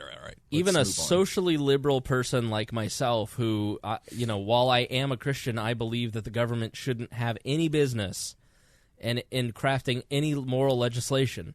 I believe that people should be allowed to live their lives as they see fit. And so I think I'm pretty liberal on a lot of social issues. And I just go, I'm not like you're pushing me more and more right. Like you're making me more conservative because I don't want to be associated with your lunacy. So let's continue with this article because there's some other good points in here. Charles Ortel writes at Zero Hedge, now that the appetizers are served, the Nunez memo and the Democratic counter memo are mere morsels, America deserves to read as much as possible of Inspector General Michael Horowitz's forthcoming report, so that all who choose to think for themselves can understand just how profoundly America's justice system has been corrupted since 1992. What is Inspector General Michael Horowitz's report? Horowitz's report? I don't think I've read it. Okay, well, it's not out yet, but he's the Inspector General doing a report. I think he's doing an independent report on the entire. I don't know if he was the email or if he's. It's probably going to tie it all together. Can you look that up while I finish reading this? That'd be tits. As Congress and the new digital media now do jobs abandoned by the former intrepid investigative journalists in the mainstream outfits, which is a great point. Like, imagine, like, as I'm reading all this stuff today, imagine if we didn't have Fox News or Zero Hedge or alternative media outlets that are willing to cover this stuff. We are libertarians. We'll give you a fair shake across any spectrum trying to put this stuff together. Like, where do you hear the kind of stuff that we do here at We Are Libertarians, where you do long-form, broken out, here's all the pieces, here's what all the sides say? You don't get that anywhere because it doesn't sell well on CNN. And so I think that's really important. Horowitz uncovered the Strzok and Page text messages. Oh, okay. Gotcha. So then... Who is this? He's the Inspector General. Well, no. Oh, okay. Inspector General of what department? The DOJ? The DOJ. Okay. Yeah. All right, so an Inspector General, every department in the federal government has an Inspector General, and they are the independent investigator. So if there is a legal issue that arises, the IG goes in and starts investigating. And if he's investigating the DOJ, then that'll be... He's like the head of internal affairs. Yeah, he's the IA, the internal affairs. You know, when, Stabler punches a perp on Law and Order SVU, and IA comes down and investigates him. That's what the IG does. So he'll carry a lot more weight than a Republican or a Democratic Party memo, because we can pretend that there's all these people are non-biased, like people that work at the Department of Justice and the FBI are without bias at the highest levels of government. That's the biggest thing that's coming out of all this is it's all bullcrap. Everybody has biases. Everybody has, as fair and balanced as I try to be, like I have biases. Everybody has them. You listening have biases, and you just try to engage in higher thought and weigh your biases against the information that you're processing. And so that's why a Robert Mueller, who I genuinely have heard nothing but good things about, is somebody who tries, except from Tad Western, somebody who tries to, lay aside as many biases as possible and give a fair shake to people. Well, he should have recused himself then from the investigation. So we are now in a real-life Game of Thrones, connecting the dots, the evidence that matters. For almost 18 years, Team Clinton, Team Bush, and Team Obama have allowed a small library project in Arkansas to mushroom into the largest set of international charity frauds ever attempted. Why is Team Bush included in that listing? Because even the Democrats lost the fateful 2000 election. Somehow the Clintons resisted prosecution for their crimes. Who shuttered the investigations of these early Clinton felonies from 01 to 05? Starting in 2001, the FBI, a U.S. attorney, and a grand jury began considering evidence of fraud and public corruption involving Bill Clinton and the Clinton Foundation. To see how we know this, visit the FBI vault. By September 4th, 2001, Robert Mueller was FBI director, a position he held for 12 years as the Clinton Foundation frauds ballooned globally in magnitude and negative consequence. By 2002, James Comey, then U.S. Attorney for the Southern District of New York, led the quote-unquote prosecution against the Clinton Foundation and Bill Clinton until December 2003, when he was promoted to Deputy Attorney General, a position he held until August 2005. From 01 to 05, Rod Rosenstein led DOJ's efforts to ensure enforcement of tax cases such as the Clinton charity frauds. And from September 2003 through May 2005, Christopher Wray, the FBI director currently, led the DOJ's criminal investigation concentrating on fraud cases including Enron. The American people certainly deserve to understand how Mueller, Comey, Rosenstein, and Wray missed, for so many years, the multiple and large and obvious frauds and corruptions centrally involving the Clinton Foundation, its trustees, its professional advisors, its significant advisors. Unless these two have been bleach bit, a reference to the destruction of Clinton emails.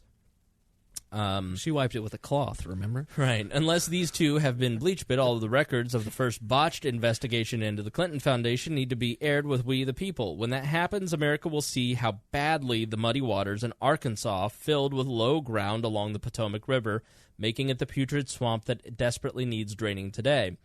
In Washington, D.C., and state capitals and in city halls, the punditry drives conservative Republicans from office whenever there are even the slightest appearances of impropriety.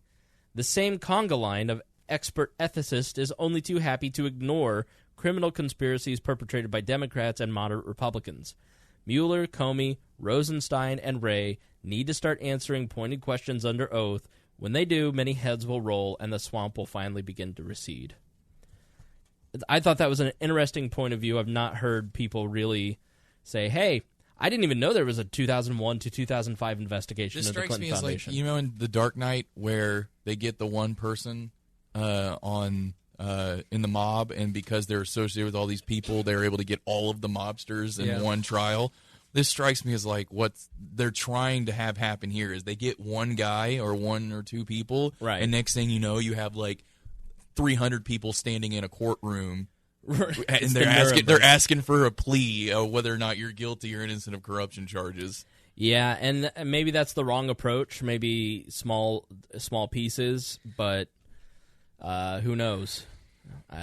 It's. I mean, this has only gotten better. It's only been a year. Mm-hmm. Like it's only gotten better since Watergate took 20 months. Something. It took a long time. Right, but it's only been. And Watergate was literally not as involved. It didn't span. Right. Yeah. It didn't span. We're talking 15. We're talking literally 15 years. It was a break-in plus. and a cover-up, and right, that was what Watergate was. This is multiple crimes, multiple cover-ups. Way more people. All right, so we'll keep an eye on this. This is not going to be the last time that we talk about it, but certainly something for everybody here. This will be a movie. If this ends up happening the way we think. This will be a series. This won't be a movie. This is too large. This is Game of Thrones style. They had a series. It's called House of Cards. Yeah. Oh, yeah, that was good. If they find out somebody died, like if what are you talking about? We have the body. Seth Rich. Who is Seth Vince Rich? Foster. Yeah. All right, so before you guys got here, I was watching Rand Paul. I'm going to take Rand Paul's House floor speech, put it on the Raw Audio Politics podcast feed. Go to your podcatcher, get the Raw Audio Politics. That's where I basically take audio that I want to listen to. I took the State of the Union and the response, and so when I want to hear a piece of audio, like I want to re-listen to Rand Paul's speech on the Senate floor tonight, I will put that in that feed so you can listen there. And he was talking about the new budget. The new budget, this bipartisan budget. Ooh, yeah. Love me some budget. They love that. They love that word. What is it? What George Carlin said that whenever you see bipartisan, it's a bigger between the left and the right, a bigger conspiracy is being concocted to fuck you. Right. You're getting two dicks instead of one. Yeah. Just figured it out. Your mic, Creighton, is being weird. I don't know if it's your mic, your cord, or what, but your volume keeps going up and down, so I apologize to the listeners. So, Veronique de Rougy from Reason wrote this article. Grab that mic and use that mic for me, please. Mic swap. Just take that whole cord and move it over for me. The Senate budget deal proves Republicans love big government spending. What? Yeah, I know. It's weird. Who would have thought? She writes, the bipartisan budget deal that senators proclaimed so proudly yesterday would add $300 billion over 2 years to discretionary spending, not counting emergency funds and other add-ons. It would yet again burst the budget caps that the Republicans negotiated in 2011 during a debt ceiling deal. Remember, that was when sequester happened. Yeah. Now that you're just way low. They hate the sequester. Both sides do. Yeah, the Republicans are always like, "Oh, we can't spend as much on the Defense Department." Explain the sequester, please. It's it was supposed to be a whip to ensure that they passed a continuing resolution. It had to be something to do with like enough agreement, like it had to have some certain number of votes or something. But regardless, it was like an automatic reduction in spending increase. Right. And I say that very particular. I choose my words carefully there. It's not a spending cut. If you listen to politicians talk about it, they'll say cut spending. It was a spending cut. It wasn't. It reduced the rate of growth of spending. And I said this on the last time I was on here, but in Washington speak, there's 3 types of spending. There's spending increase, which means you spend more than the projection of the Congressional Budget Office. There's spending freeze, which means that you spend as much as the projected increase in spending by the Congressional Budget Office. And then there's spending cuts, which means that you spend less than the projected increase in spending by the Congressional Budget Office. But if you look at point A and point B, you're still increasing the amount of money you spent. You're just not increasing it as fast as the CBO said you would. Right. They call that a spending cut. So you have to be careful when it comes to Washington speak. So the sequester never cut a dime. It just reduced the rate of growth, and it reduced it across the board, I believe, including military spending, and that's where the Republicans hated it, and the Democrats hated it because it's on other things. So they've hated it for a long time, which is why it's great. I mean, I'd take a reduction in spending increase over not having it, but this budget just showed that they don't care. Both sides want to spend out the wazoo. Like they really don't have any semblance of austerity in their minds. So she wrote, this week's deal resembles those earlier ones in many ways, except it's even worse. Military spending caps were $549 billion. The Senate wants to jack that up to $629 billion, with an additional $71 billion for war supplementals and emergency funding. And didn't the Pentagon audit just show that they had lost? They just lost $3 trillion. Yeah, they just lost it. The total for this year would be a cozy $700 billion on military spending, rising to $716 next year. In exchange, Republicans get to increase military spending, which they always want to do, because God knows we need 16 more aircraft carriers if we're going to be protected from something. So here's what the Democrats got. Democrats get to hike non-military spending by $131 billion over 2 years. Ooh. The spending cap in this area stood at $516 in the 2018 fiscal year. It will now be $579 billion, with an extra $12 billion for war supplementals. So the Democrats get an extra $12 million of their own for war spending. Yay. That results in a sweet balance. The words military-industrial complex come to mind. Right. All this extra money will be spending on largely bipartisan priorities such as infrastructure and the opioid crisis. The deal will probably pass in the House despite the objections of the Freedom Caucus. I love they said the opioid crisis. Yep. Right. The opioid crisis is because marijuana is illegal. You don't need any money to fight the opioid crisis. You need to spend $0 and just legalize marijuana. Well, you can literally make money by taxing it. Yeah. So Ernst & Young... what's the problem with military spending? So Ernst & Young, and listen, you got to go listen to that Rand Paul speech. It's so good, and he outlined some stuff. He's talking about in Afghanistan, we built this, 45... We were scheduled to build a natural gas station the gas for station. cars. and it was going to cost $500,000. It ended up costing $45 million. That's cheap. They built a gas station in Afghanistan for cars that ran on natural gas. Have you ever heard of such a thing? No, and neither has anyone in Afghanistan. And so they realized, well, we spent this $45 million on natural gas station. There's no cars, so we better buy the Afghanis in the area some cars that run on natural gas. And the whole goal of the entire Sounds like project, Blue Indy. Right. Well, the whole entire project was based on the premise that we need to reduce the carbon footprint of the Afghanis. Listen, it's not our fucking job to do that, is basically what Rand Paul said. He said the goal of the military is to kill the enemy. It is not to nation build and reduce the carbon footprint of Afghanistan. I'd be curious to see what their carbon footprint is. So it gets is it better. even top 200? Right, it gets better than that.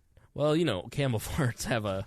That was racist, I apologize, but No. I don't care who you are. They're funny. goats. Right, go farts. Go Yeah, farts. It's the mountains, man. Yeah, It's more Afghanistan's not the mountain. desert. Yeah. So Racist. So they buy them the cars. Well, they don't have any money to buy the U.S.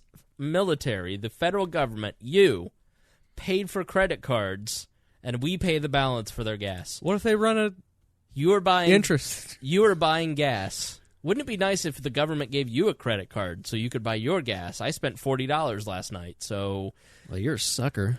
Yeah. This strikes me as, you ever seen the Archer episode where Yes. they go to some I don't remember exactly what country it was. They're drug cartel basically, and they're working on behalf of the FBI and the CIA. Well, anyway, or the CIA. I'm sorry.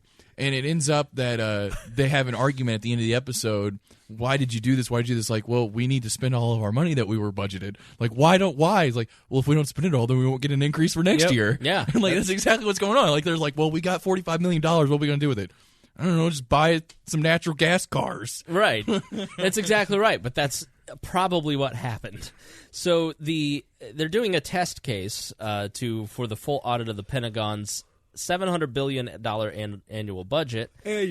So Ernst & Young conducted this audit, and the audit, completed in December, found misstatements on the DLA's, Defense Department, books totaling $465 million. Another $384 million lacked sufficient documentation, and sometimes had no just documentation. lost gas receipts. Right, no documentation at all.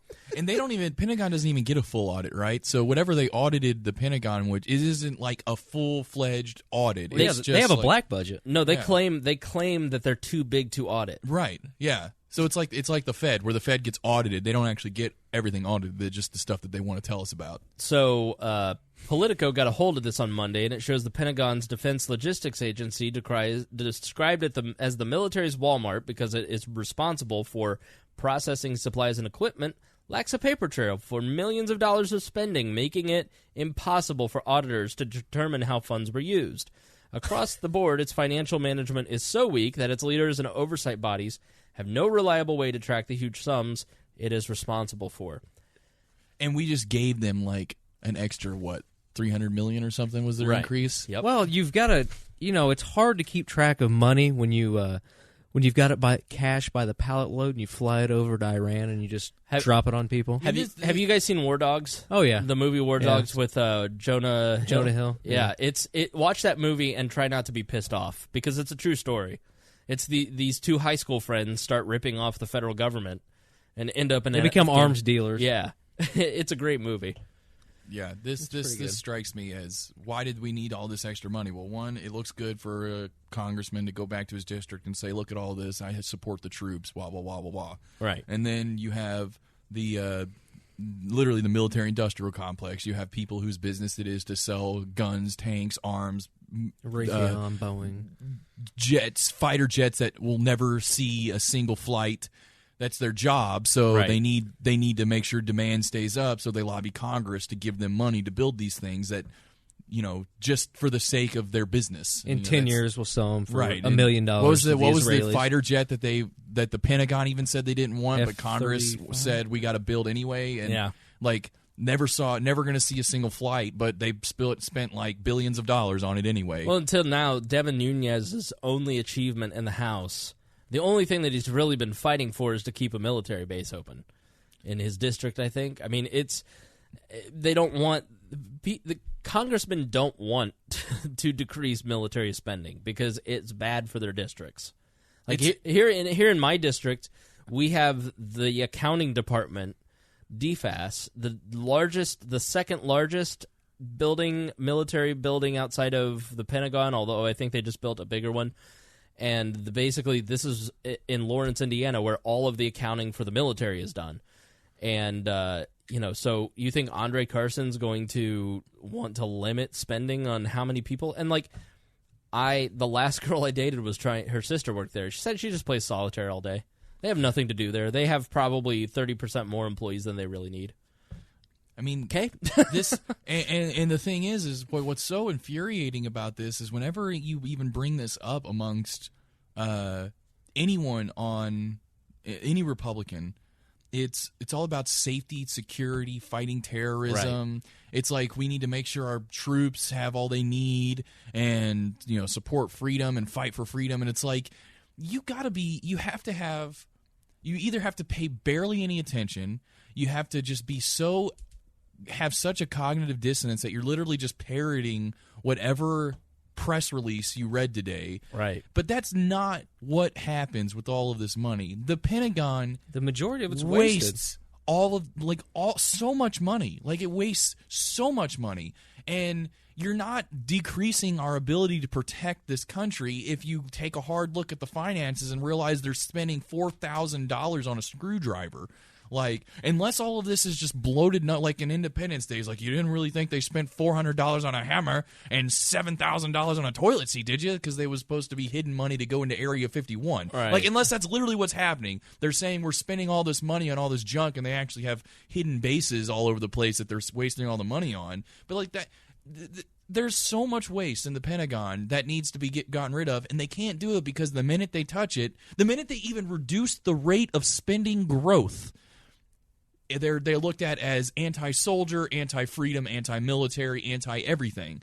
And it's absurd. It is so absurd. So speaking of which, President Donald Trump has asked the Pentagon to plan a grand parade of the U.S. Armed Forces in Washington this year. Can't wait. To celebrate military strength, officials said. The Washington Post was the first to report on this parade. Sarah Huckabee Sanders confirmed the request Tuesday evening. It's to explore a celebration that will allow Americans to show appreciation for the military. Okay.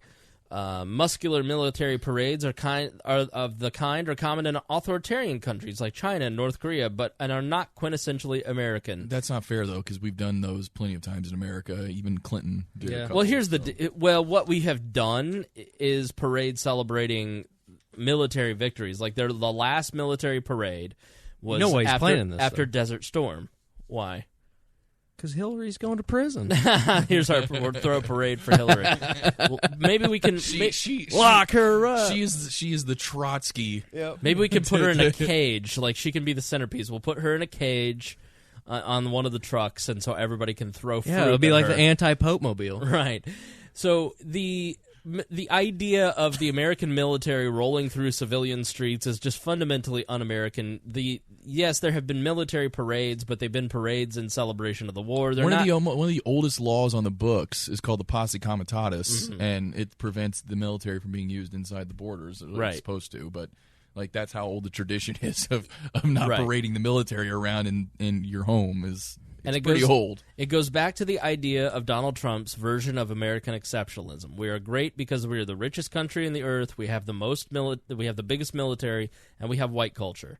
Goddamn right. Right, which is Tad is all for. But I love me some military parades. Right. I don't like normal parades. Clowns scare me, but camo. I'm down with camo. So clowns scare you, but not the idea of a giant military rolling through the American streets. I will support a military parade on our streets if Michael Dukakis puts himself in a tank and goes down the parade with him. Rick Irvine has a great point in the chat. So if you're a $10 a month Patreon subscriber, you get to watch the show live on YouTube, chat with other friends.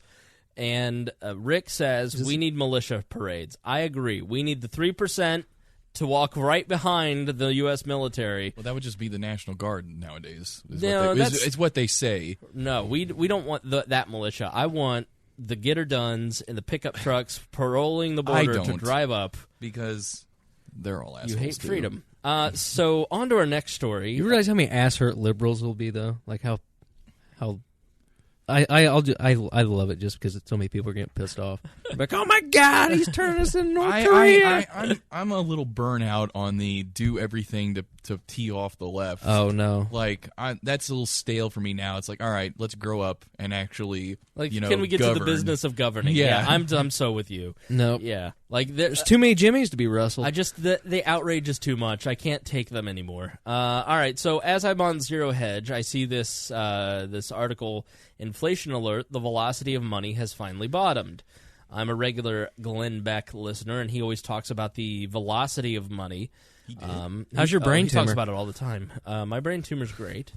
Forget the tax Trump cuts, the Trump tax cuts, the Senate budget deal, the Fed's quantitative tightening, and the collapse in foreign buying of U.S. treasuries.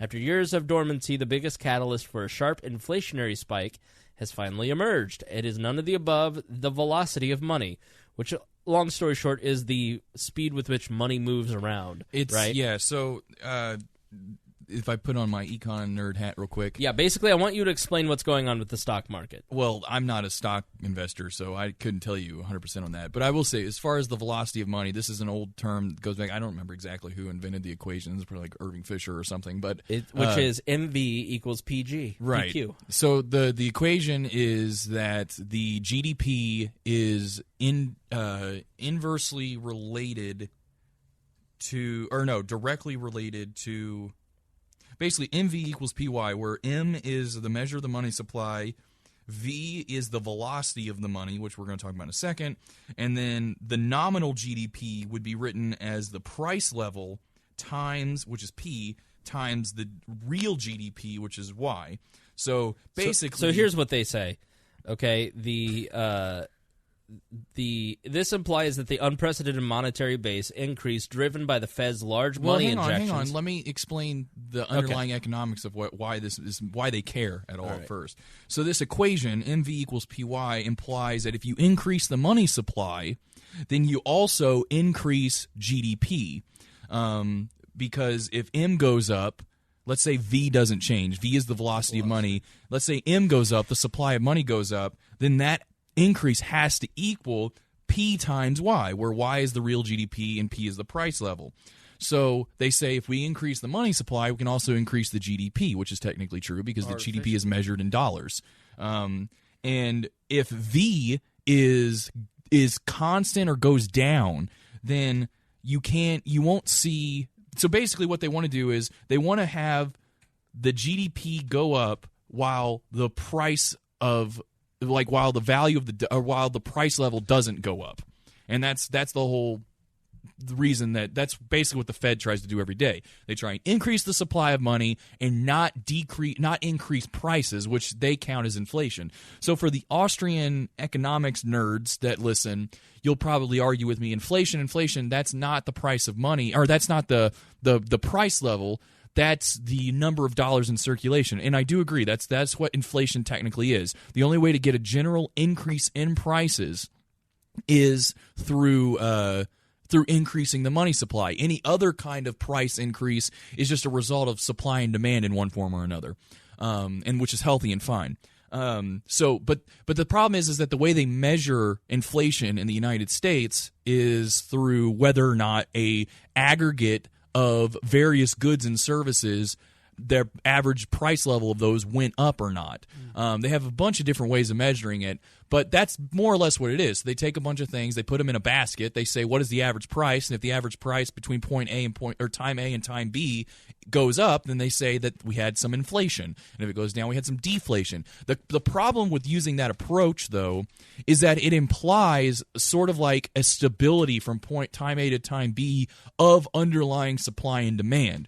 So if at time A, the price level is at some level, then at time B, it's still at the same level. That doesn't mean that, say, demand may have gone down as well. And if demand goes down, but you increase the supply of money, you should you could more or less keep the price level the same, and that is not captured in the way that they measure inflation in this country.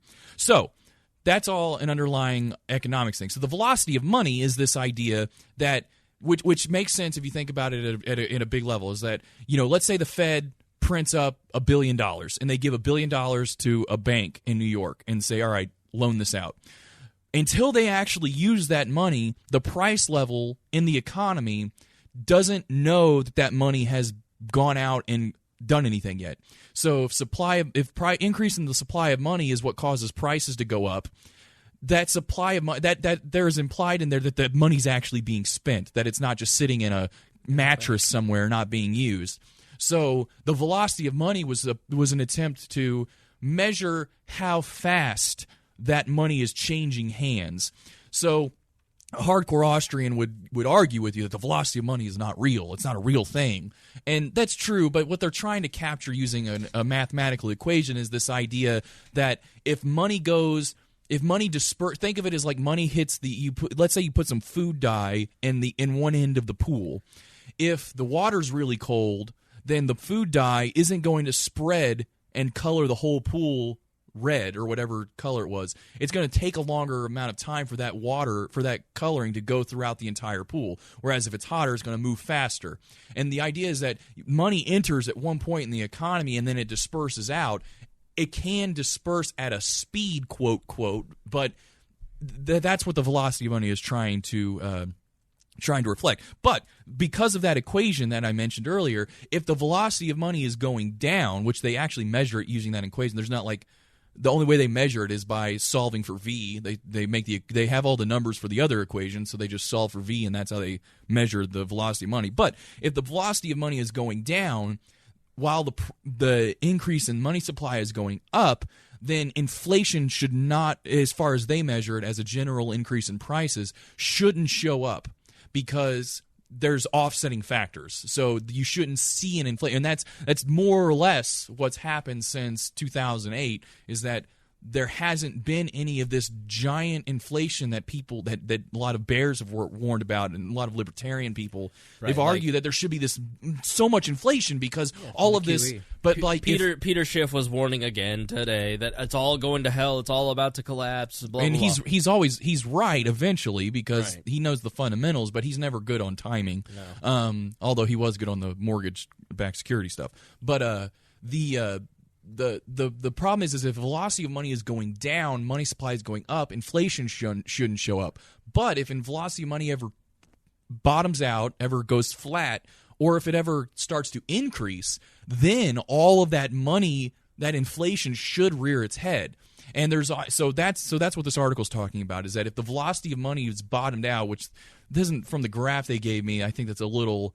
It has flattened a little bit, but like to say that it's going to trend flat is, I don't think that's a fair, based on the little big graph that they have in this article that he's reading.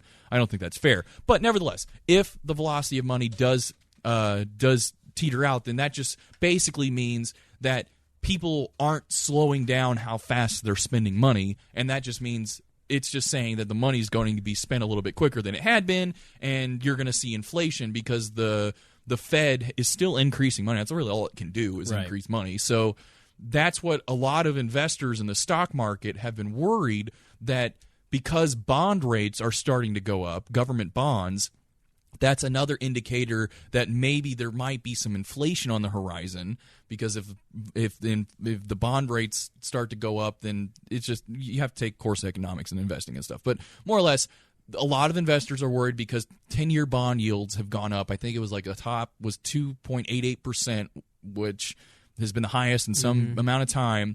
And if the bond rates go up, that's supposed to be like, oh, there might be some inflation on the horizon, and then maybe this will tell people that there might be some inflation on the horizon. There's a lot of fear of inflation right now, because most people who are savvy on economics understand you just print money, you'll get inflation. It happened in the 70s with the stagflation. We're going to have to deal with all that Janet Yellen and Barack Obama but did. It's not just Janet Yellen. This has been policy since 2008, and it's been policy a little bit before that. I mean, Alan Greenspan adjusted for the collapse of the tech bubble by keeping interest rates down, and that's where the housing market came around. And Ben Bernanke is like, well, let's keep them low. 9/11. They've been near zero for a long time, and in fact, the real interest rate for however long has been such that you're actually paying people to borrow money. Right. Like, you're not charging them money to borrow money. You're paying them to borrow money because the real interest rate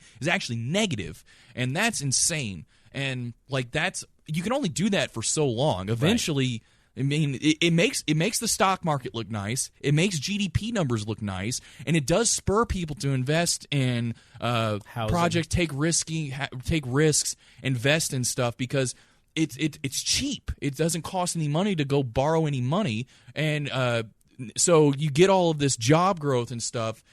But eventually, and this is the Austrian theory of the trade cycles, that eventually people are going to realize that all of the demand for all of these projects actually isn't there.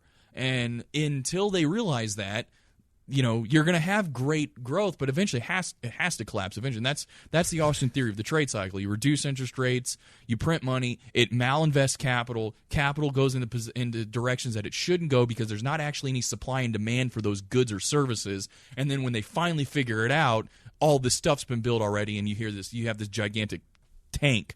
Yeah, they've talked about 4.5% raising the Fed rates up to 4.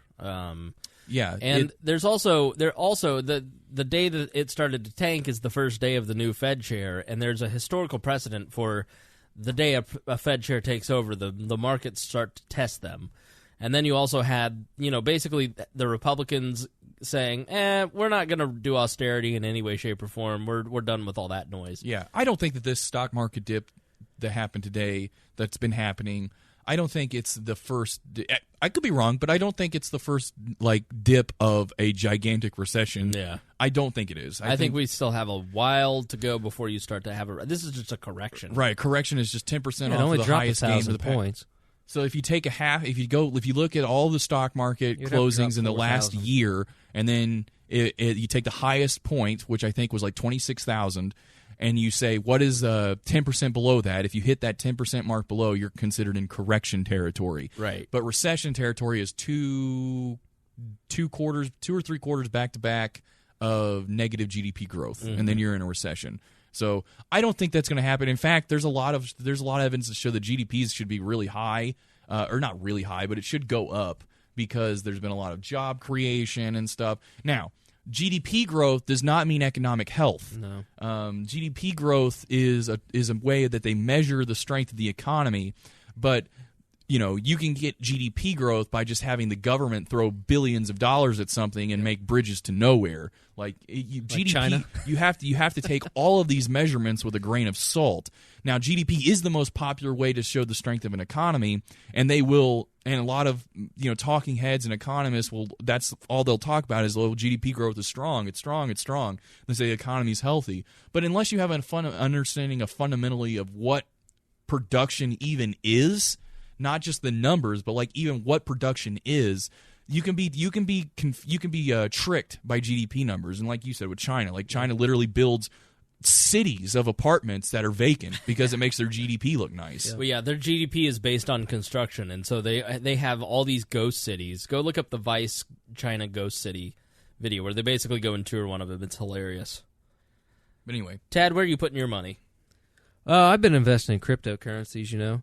I pretty much liquidated all my assets, and I bought a bunch of shit coins and lost my ass. Did you? Yep, I'm poor now. I live in a tent. What is Bitcoin right now? I have no idea. I think it was it went 6 or 7. It's down 421 in the past day. It was at 8,000. It was at it's at 79.55 right now. Yeah, it was around 8,000. It was down in the 5,000 range the other day. But yeah, the Bitcoin bubble seems to be popping. But you never know; it could fly back up again. I don't make any predictions on stocks because I don't know left or right from investing or what the signals are. So do not trust. I'm not going to make any kind of prediction on what the stock market will do because I have no clue. I will. It's all going to shit. Buy canned beans. Buy canned beans. Food insurance is incredibly important. No. Make sure you got a Berkey water filter and a bunch of ammo. All right, so I said I would talk about gerrymandering in this episode. For those of you who are gerrymandering nerds like me, we're just about done here, so we're not going to spend a lot of time on it. But I do want to mention a Supreme Court case that is incredibly important. It was argued on October 3rd of last year. It's Gill versus Whitford. Whitford is an attorney in Wisconsin who sued the state of Wisconsin over their redistricting. And 538 has done a great podcast series on redistricting. If you want to look that up and listen to it, the Wisconsin one was unbelievable. And you have the Wisconsin legislature basically going behind closed doors that used to be very transparent and open and everybody had a say, but then during the time when you had Scott Walker come in, and you remember all the rallies in the State House and people camping out over right to work, during that period is when they redrew the maps, and they had this secretive process where you had two members of the House, and they basically like drew all the maps, and they brought in all the legislators and showed them their district, but nobody was allowed to see any of the maps. And they were all supposed to sign NDAs and say,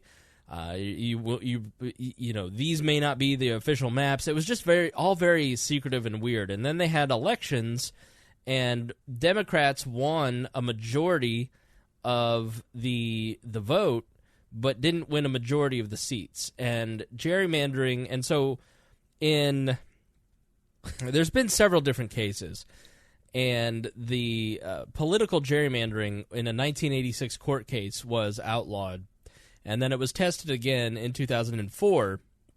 And Anthony Kennedy at the time, it was 4-4-1, and Anthony Kennedy was the abstention. And he basically said, coincidentally enough, the 1986 case was for here in Indiana for when the Democrats tried to steal the legislature. What? Yeah. And then the 2004 case, Anthony Kennedy said, I sympathize with your plight. I do think that there is gerrymandering going on here, but the court, without some sort of standard, can't be the ones to rule on this, because we don't want, and John Roberts echoed this argument again in October, the court doesn't want to be the one that is consistently deciding elections. You need to be the ones to decide this. So in the 60s, there was also an outlawing by the Supreme Court on racial gerrymandering. So political gerrymandering, basically the way that the court has ruled is that there's going to be political gerrymandering. We understand that. But you shouldn't do it, and we don't want to get involved in it. And we don't have any test to figure out how to do that. So the lawyer who argued that 2004 case got involved in Wisconsin with this other lawyer, Whitford. And Whitford was basically saying, why do we have 49% representation when we have more than 50% of the vote? Where, representation is incredibly important. Let's come up with a standard. And so they've come up with something called the efficiency gap. And they are arguing that they can prove that they can limit, essentially, not prove, but limit the amount of gerrymandering that goes on by something called the efficiency gap. Chris Galt's not feeling well. That's why he didn't show up. So feel better, Chris. So you get some of that plutonium-67. I think that Chris Galt was poisoned. He went home and drank too much fluoride. Yep. All right, so let's play this. This is from Radiolab's Robert Krulwich on WNYC, and it's a great explanation of a very complicated theory. You know the feeling. It's election day, right, where you live, and most of your friends and most of your neighbors and pretty much everybody in your district favors the same party. So you can vote, but if you don't vote, you know your side's going to win, which makes your vote, how do I put this delicately, a little unnecessary. Or maybe it's the opposite. So many people in your area like the other party, you are such a pitiable minority that whether you vote or not, you know you're going to lose today. So either way, going to vote seems a waste of your time. In a way, the game's been fixed. With computers these days, state legislatures can take a state where there's 60% red voters and 40% blue voters. And if you draw the lines this way, the blues win every district in the state. A clean sweep, even though they aren't 100% of the voters. Or you could draw the lines this way. And in this case, the reds win 3 out of 5 seats. though they're the minority.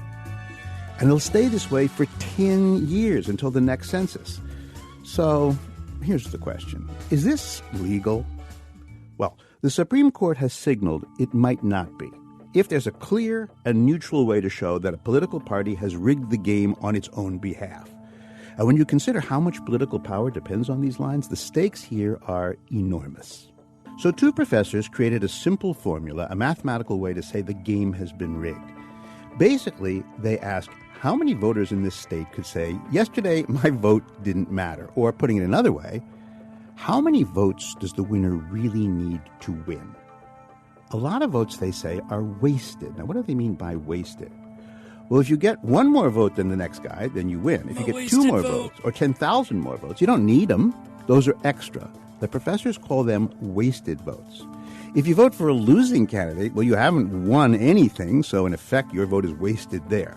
So that's what they do. They pile up this category called wasted votes, and then they create what they call the efficiency gap formula. Now, I don't expect you to grab this in one gulp, but here's what they do. Take the number of wasted votes for the winner and for the loser. Now, subtract the smaller number from the larger number like this. You get a net number. Divide that number by the total number of votes cast. If the proportion of wasted votes is too high, something's wrong here. Generally, if the difference is 8%, if that gap, that line there is 8% or more, that's a red flag. In Wisconsin, in the 2012 elections, the efficiency gap was 13.3%. The lower courts say this is unconstitutional. The Supreme Court will hear the case in October, and if the court agrees, then every district line in the country can be re-examined in every state in the nation. All right, so that is the efficiency gap. That is the test that the court is determining if this is a valid test or not.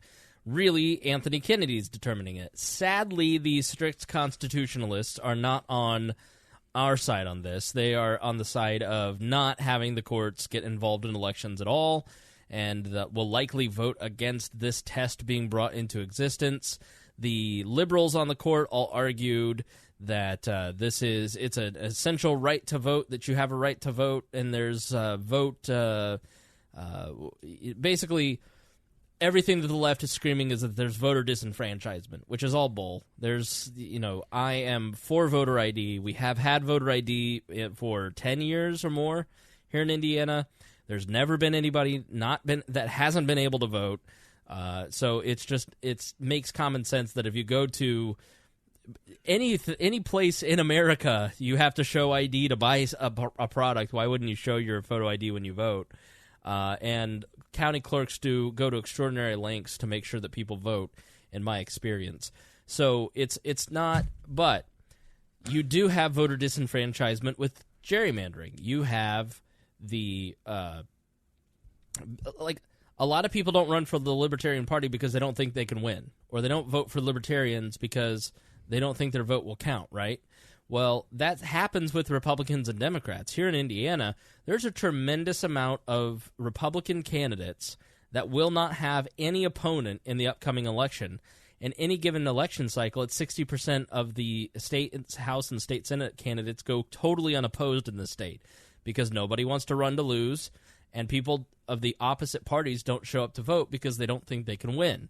And so gerrymandering has a chilling effect on candidates and voters, and there needs to be some sort of test for us to be able to determine if the lines drawn are proper or not. Some people have said the test should be 5% of that particular efficiency gap or 8%, but once you get up to 13%, they say that's inappropriate. So keep an eye out on that. We'll do a longer episode on that in the future because it's one of the most important rulings, I think, in our republic. And if they go the wrong way on it, Kennedy may... Who knows how Kennedy comes down on it, but he signaled that he would like a test. He may write his own test. Nobody knows. So hopefully they do the right thing here. Boys, it's been a pleasure. It's been fun. For you, maybe. I'm pissed off over here. Why? All this gerrymandering shit. Are you mad? I'm mad. You mad, bro? I'm restless. I know. I'm ready for this military tribunal, and And parade. You should definitely go to the YouTube channel. Please subscribe. We've added about 100 subscribers this month. Let's just rename the live video, or I guess any video, the Mittens Show. Mittens TV. Literally for the last 10 minutes, during Creighton's last rant, Mittens plopped herself right up in front of Creighton's head. Just staring at the same spot, not even looking, just one spot. Just chilling out. Just staring. Just staring at the camera, stealing your souls. So go to the YouTube channel. Please hit subscribe. If we hit 1,000, I can remonetize the videos. So please do that. So please like our YouTube channel, subscribe to it. I watch a lot of podcasts at work. Like I consume Rogan on YouTube at work. And so I post video of every single episode up there. So every single podcast that we have and have ever done, you can find on our YouTube channel and go back and listen that way.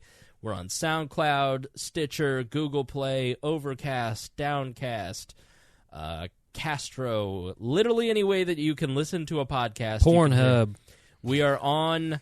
We Are Libertarians Radio is on TuneIn, Apple Radio. If you go into iTunes and look through the radio station, the news and politics, we're there.